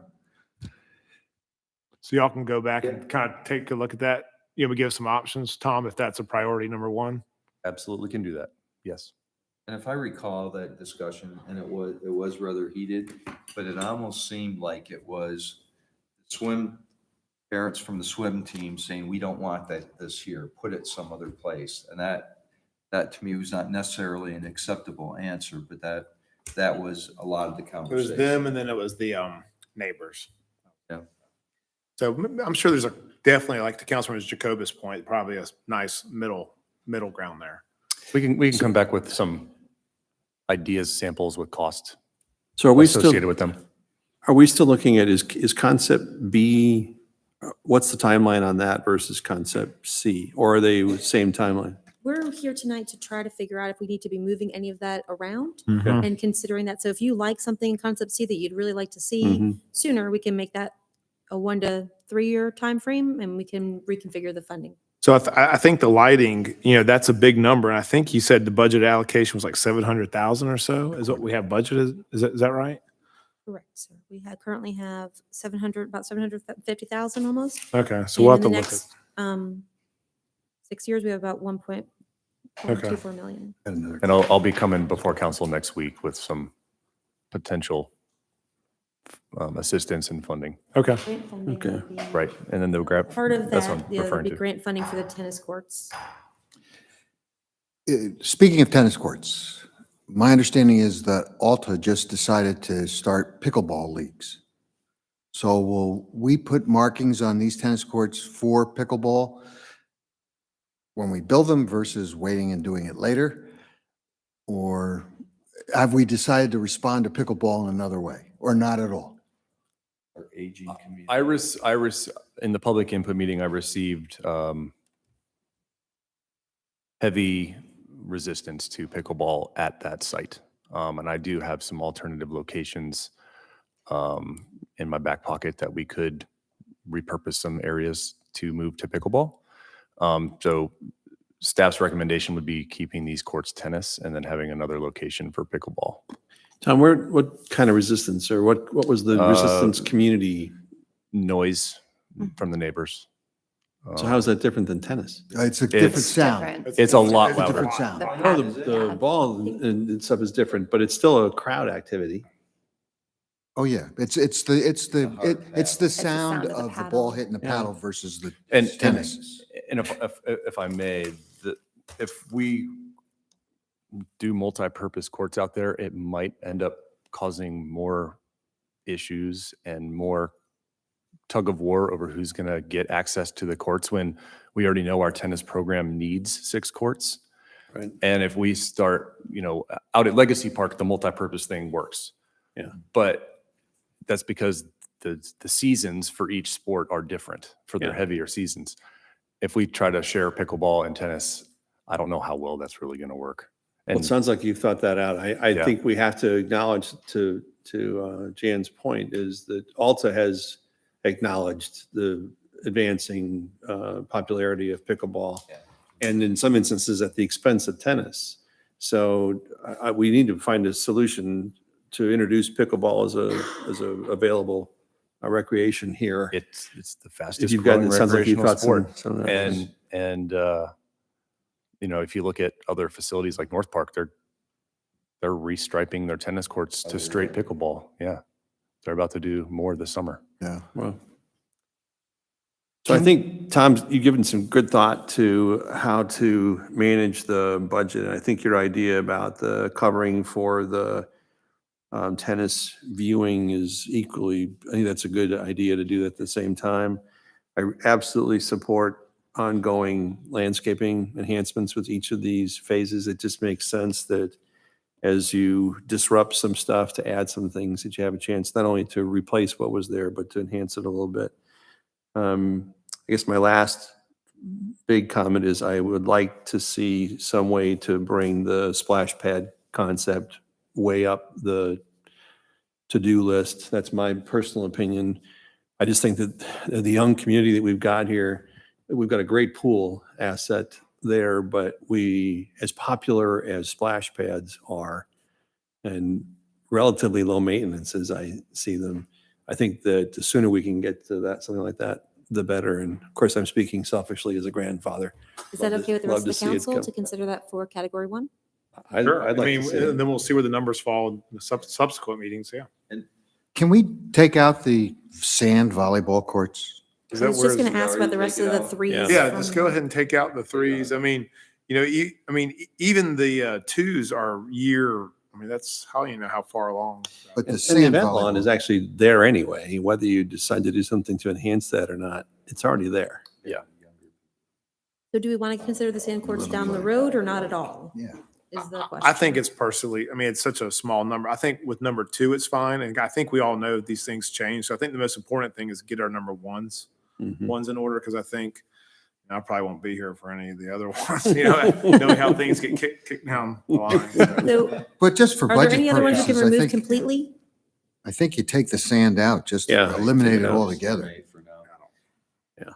Yeah. Tom, on the pergola-like structure, just from living in a subdivision, if you have a pergola, it doesn't give you all the shade, and if it's raining and it rots, and you're gonna have to do constant maintenance. If you put a roof on top of that structure, it's gonna last longer, it'll be less maintenance. I just know, because we're looking at totally redoing ours, and our subdivision, it was great when it was brand new, but you've got to stain it every year. The sun beats down on it, but if you have a solid roof, a metal roof or something like that, it makes it, or something that's shingled, it makes it more usable, and it extends the life of the structure. Yep, I I agree. couldn't agree more. Yep. Is The- council okay with removing the outdoor fireplace? Yep. Yes. Yes. How about the bioswale? Yep. Yeah, I think anything, I mean, I think we're all. So, you said we're okay with the, all And I the think you threes? can also take out, if you haven't already, if you're already made the 400 for the water slide, that comes out. I have read there, so Tom's team can go back and look at the pricing for the splash pad and the pricing for a moderate Great. playground as opposed to a small playground. And then you can also take out the improved event lawn in phase 2 as far as concept C also. And then the community center, the 475. Yeah. Tom will go back and take a look at the addition out the back. The breakdown. Yeah, and just come up Yeah, with a 'cause- smaller number. And also, because, that facility is getting more and more use. I think the outdoor facility, the Yeah. cover would be nice to have. What's the condition of the kitchen, Tom, at that facility? I mean, is it usable at all? It's not really a kitchen, is it? It's just a refrigerator and a sink. I think it had, There is kitchen equipment in there. It has not been tested in several years, so I don't know the current condition of what's in there. Doesn't look great though. So during the first renovation, we did nothing with the kitchen. That Correct. it was just. Correct. planned for later. Okay. Correct. We've got tons of nice restaurants that'll deliver. Yeah. Well, I was going to agree with Councilmember Moore about the catering piece of it. It would be nice to have a space to have a catering Counter kitchen. space. Like a heater. Like Yes, yeah. prep Well, that area might be or a a good or a thing to do. refrigerated area. Absolutely. Yeah. Refrigerator. Yeah. But I will tell you though, Thanks. just from experience, we put 2 of these large refrigerators in our HOA clubhouse. They run all the time and they get used maybe once or twice a year. I'm not sure it's worth the expense to keep them running. And then they come in and they service them for $1,000, I mean, you got to be careful about putting things like that in there. What's the long-term cost? Once you have it, you want to maintain it, and just, What use will it get? what use does it get? some of it makes sense. I understand where you're coming, but you got to be careful we don't get too carried away. I think we have really good feedback on this property. We will go back and work through those numbers. The last note I made was to tie the larger back patio into the reconfiguration considerations. Great. Without any indoor changes at this time, maybe the potential to look at the kitchen, if we Yes. can make it usable without high cost. Yep. Okay, excellent. We just have one more piece, and I'm going to call up Public Works Director Sarah Leaders. MCPP Passive has already had a lot of input, so she's just going to go over what we've done to date, and we'll have one piece of feedback we need from on this. What this slide shows is the master plan images related to the trail system. Master plan also included land management and hydrology, which we've actually worked into our phasing, which is on the left-hand side. So the right is master plan just for trails. The left is our revised phasing, which we've actually got a lot of it completed, a lot of it funded with this upcoming anticipated award through the GOSP grant that will include both trails, habitat improvements throughout, as well as hydrology and drainage improvements throughout. That's such a big deal, Sarah. That was fantastic, getting that money. Yeah, definitely a big Yeah. help on getting really this whole Northwoods implemented. Yeah. So that's what's represented in phase 2 and 3. We separated 3 out because it is a roadway connection. And while it will connect the east and west sides and will be critical, it's going to be considered a T-SPLOST project because it's along the roadway. So 2 is that GOSP project. It's the east side trail, the hydrology improvements throughout the Northwoods, and then creating meadows, habitat improvements all throughout the Northwoods. So all that's remaining from the trail side is the Southwoods. And that was in the master plan estimated at 2.3 million. And it just included a perimeter trail as well as some connectors that you can kind of see in this. This represents just kind of graphically the Southwoods. So there are some other things that play into how that develops. And part of it, when the master plan was done, we did not have the Kennedy property at that time. So how that could tie in and what that looks like, really, this was just a placeholder number. And it is currently planned out, I believe, in the next CIP years, which Bernadette will show. But just wanted to find out kind of what the vision for this future phase is, if we want to wait and look at it with our green print and what feedback we get on Kennedy property, and then possibly reconsider more of the hard surface trails to something just more native and equestrian focused. So there's possibilities for maybe changing how the Southwoods was planned in the master plan, but just wanted to show right now what the plan showed and what we've got underway, and all that remains is the Southwoods. So Sarah, how many acres is the Southwoods? It's at this point, it's 100% just fallow at this point, correct? It is, yeah. The cart paths are still there, Right. but it is very returning to woodland. So how many acres is it, do you know? I believe the north is like 60% of the area, and the 16? south is like 40% of the 137 acres.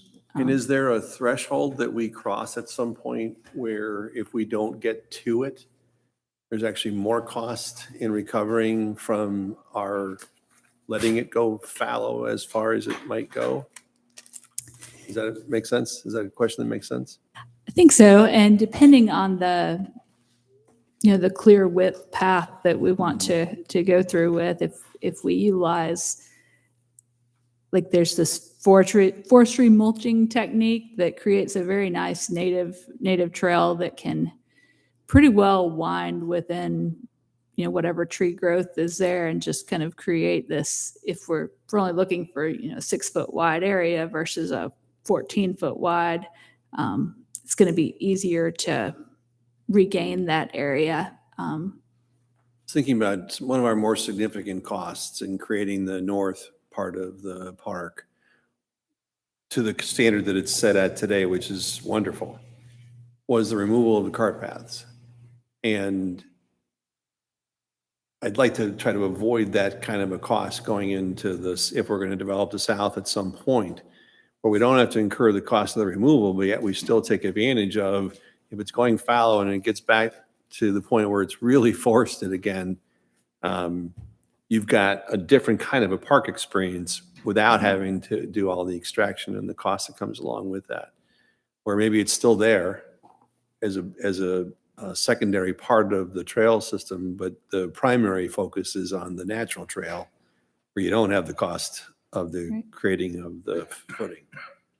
That make, I hope that Yeah, makes that sense. definitely impacts this estimate that you see that was in the master plan. It was based on cart path removal and. Yeah.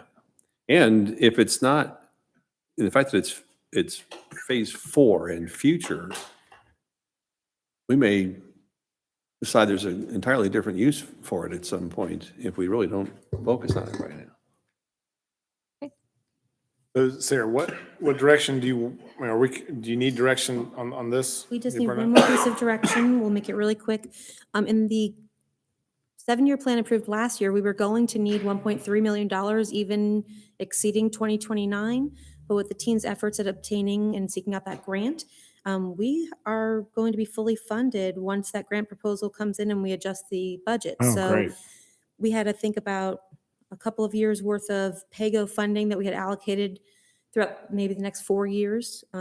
We can, like you said, if you want to speed up all of the process, we can do that, or we can hold off on phase 4 and push that down the road a little bit. So this evening, we were just looking for some guidelines on the Kennedy property connection and council's interest in that, as well as the funding timeline in which you'd like to see phase 4 come about. As a PRAB, did they take a look at this?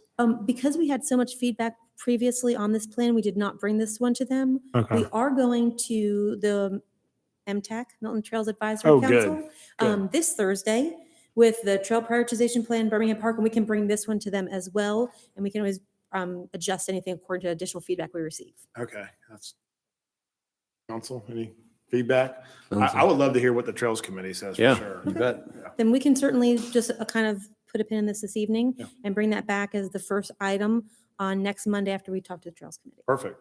Okay, thank you so much. I know this is a lot of information, but we appreciate all the feedback. It's really going to be helpful for our team. Thanks, Bernadette. Bernadette, one more quick question, sorry. In the discussion with Milton Trails Plan, is Birmingham Park still part of that discussion also? Correct. So we're going to pull out the Birmingham Park piece, Great. talk about it from the trails prioritization perspective, as well as some of the feedback we've received from the Milton Equestrian Committee, Great, and go over that as one segment. Then we'll go over the rest of the prioritization plan separately. great. That's really smart. Thank you. Thank you. Okay.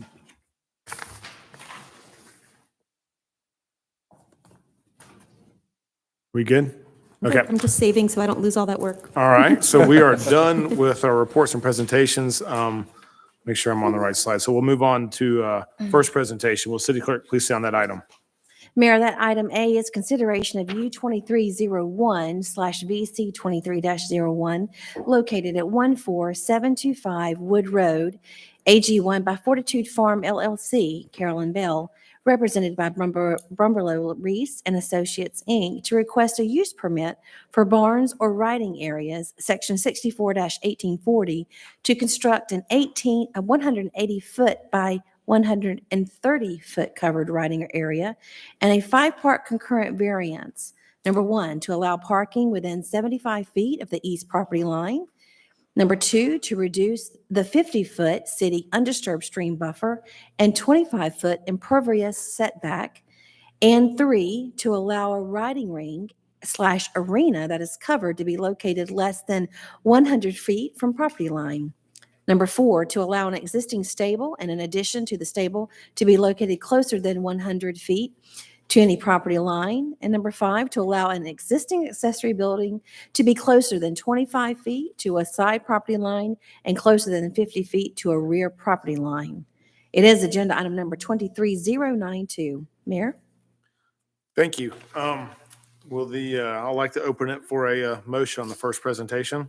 Mayor, I make a motion that we accept first presentation as read. Second?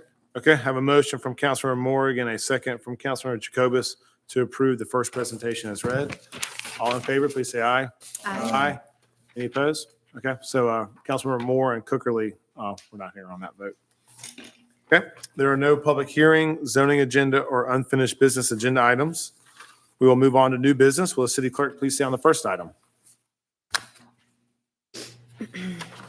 Mayor, that first item is consideration of a resolution for friendly condemnation of property rights needed for Morris Road widening project, parcel 10. It's 0.031 acres of fee simple right-of-way, 8,030.24 square feet of temporary construction easement, 14,681.79 square feet of temporary easement for restoration of detention pond and installation of culvert, and 1 driveway easement. Owner is Morris Lake Townhome Association, Inc. It is agenda item number 23093. Our Public Works Director, Ms. Sarah Leaders. Got a map up of the overall project. The city's underway with acquiring right-of-way for the Morris Road widening, and parcel 10 is shown highlighted on this project map, kind of right in the middle of the project. And the attorneys representing this parcel 10, which is the Morris Lake Townhome Association, have requested that the city exercise eminent domain for the land needed. They have certain language in their association covenants that would make reaching a settlement through our typical negotiation difficult. So they've asked that we move ahead with the condemnation, and then as part of the final consent order, as the documents are filed with the court, that we would work out any final issues through that process rather than trying to get all the approved signatures that they would need under their association covenants. And Ken can talk real quick to how the process on this works, but we call it a friendly condemnation because the owner is requesting that we move ahead to get the project going. Right, Mr. Mayor and the council, we actually handle a lot of these, and they're called friendly because it's really not going to be a true dust up over value, although there could be some of that, but it's mainly to resolve what can be some complicated title issues. So, all right, this is the first step, get this resolution approved, and once we have it approved, we'll prepare the documents, get it filed, and see if we can't sort this out in a short order. Any questions for Sarah or Ken? Okay, any public comment? There are none, sir. Okay, close public comment, and I'll open it for a motion. Mayor, make a motion, we approve agenda item number 23-093. Second? Okay, I have a motion from Councilmember Jacobus and a second from Councilmember Moore to approve agenda item number 23-093. All in favor, please say aye. Aye. Any opposed? Okay, that's unanimous. Okay, will the city clerk please sound the next item? Let me just make note of the vote since Carol's not here. Okay. Mayor, that next item B is consideration of an option for right-of-way for 0.102 acres of right-of-way and 0.053 acres of permanent construction and maintenance easement at 13690 Highway 9 to Georgia Department of Transportation for project identification number 0007838 in State Route 9 widening and reconstruction. It's agenda item number 23094. Again, our Public Works Director, Ms. Sarah Leaders. All right, this is a quick one. Georgia DOT is in the process of acquiring right-of-way for the Highway 9 widening, and they happen to need some property in front of Fire Station 44 and the Public Safety Complex. Luckily, we knew about this when we were planning and designing that property, so everything is set back. There's very minimal impacts, and we have negotiated a settlement with Georgia DOT.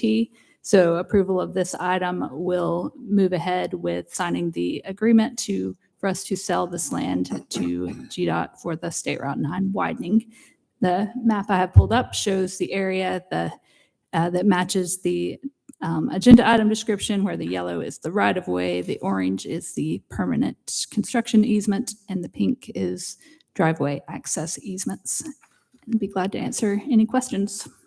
Questions for Sarah? Any public comment? There are none, sir. Okay, we'll open it for a motion. Mr. Mayor, make a motion that we approve agenda item number 23-094. Second? Okay, have a motion from Councilman Jacobus and a second from Councilman Verhoff to approve agenda item number 23-094. All in favor, please say aye. Aye. Any opposed? All right. That's unanimous with Councilman Morg, or Cookerly not here. Will the city clerk please say on the next item? When you have time. Sorry. Going fast, I know. Thank you, Mayor. That next item is C, consideration of a roundabout maintenance agreement between the City of Milton and Triscapes, Inc. for adoption of the Morris Road at Webb Road Roundabout. Agenda item number 23095. Sarah Leaders. Last one. And this is an exciting one. It's our second roundabout to be adopted. And as part of our program, we do have each adoption has its own specific agreement related to it. So that is consideration tonight of this agreement for adoption of the roundabout. And I'll quickly go through these slides. First of all, we do have the strategic plan objective that talked about creating this program. And as part of the program, we do look at each of these individually.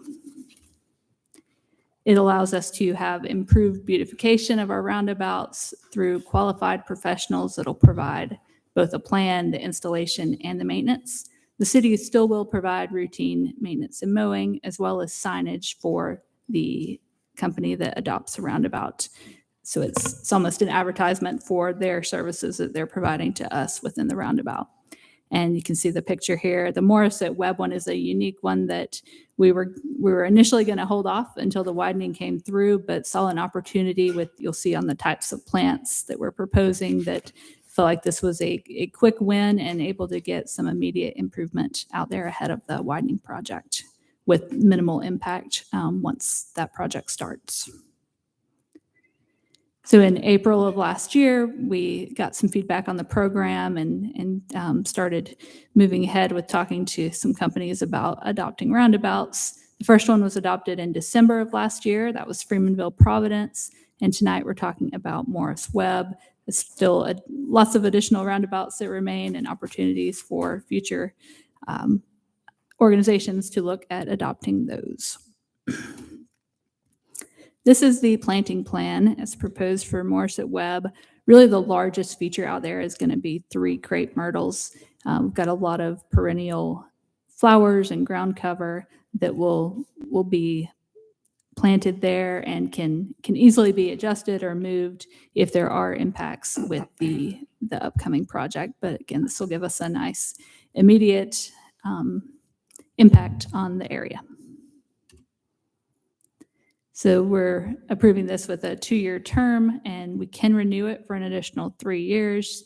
The agreement includes certain performance standards for the contractor. Public Works will be mostly responsible for the program and reviewing all the permits and the drawings. And City Council's role in this is to approve the agreement that is before you tonight.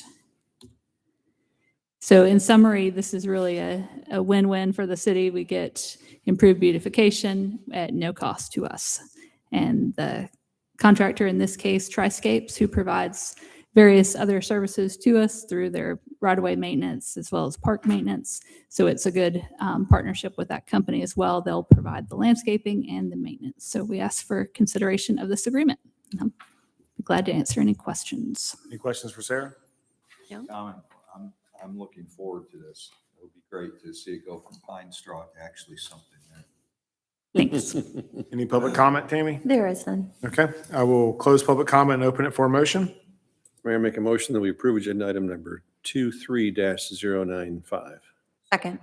Okay, I have a motion from Councilor Moore and a second from Councilor Morg to approve agenda item number 23-095. All in favor, please say aye. Aye. Any opposed? Okay, that's unanimous. Thank you, Sarah. Thank you. And I want to say we had a great busy weekend here. We had Earth Day. I want to thank Emily and her staff. It was a wonderful event. Then we had the concert that benefited the first responders, raised a bunch of money. That was fun. St. Patty Pedal on Sunday. That raised a bunch of money for children's health care. So I did my mayoral duties this weekend. But it was fun. It was good stuff. Any other council reports? Okay. With that, we'll adjourn, a motion to adjourn to executive session to discuss potential litigation, land acquisition, and personnel. Or even actual litigation. Or all the above. All the above. Do you have a So motion? moved. Second? Okay. Motion from Morg, second from Councilmember Moore to adjourn to executive session. All in favor, please say aye. Aye. Any opposed?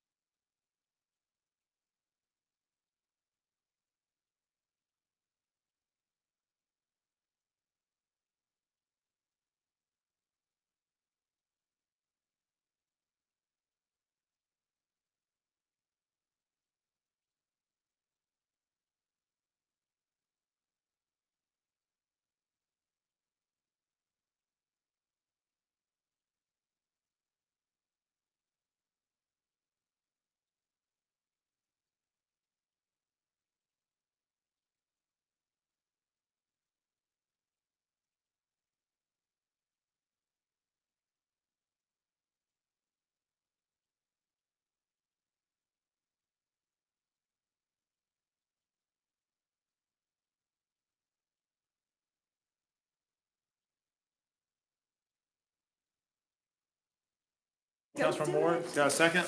All in favor, say aye. Aye. Motion to adjourn. Second. Any opposed? All right, that's unanimous. We're done. And Tammy,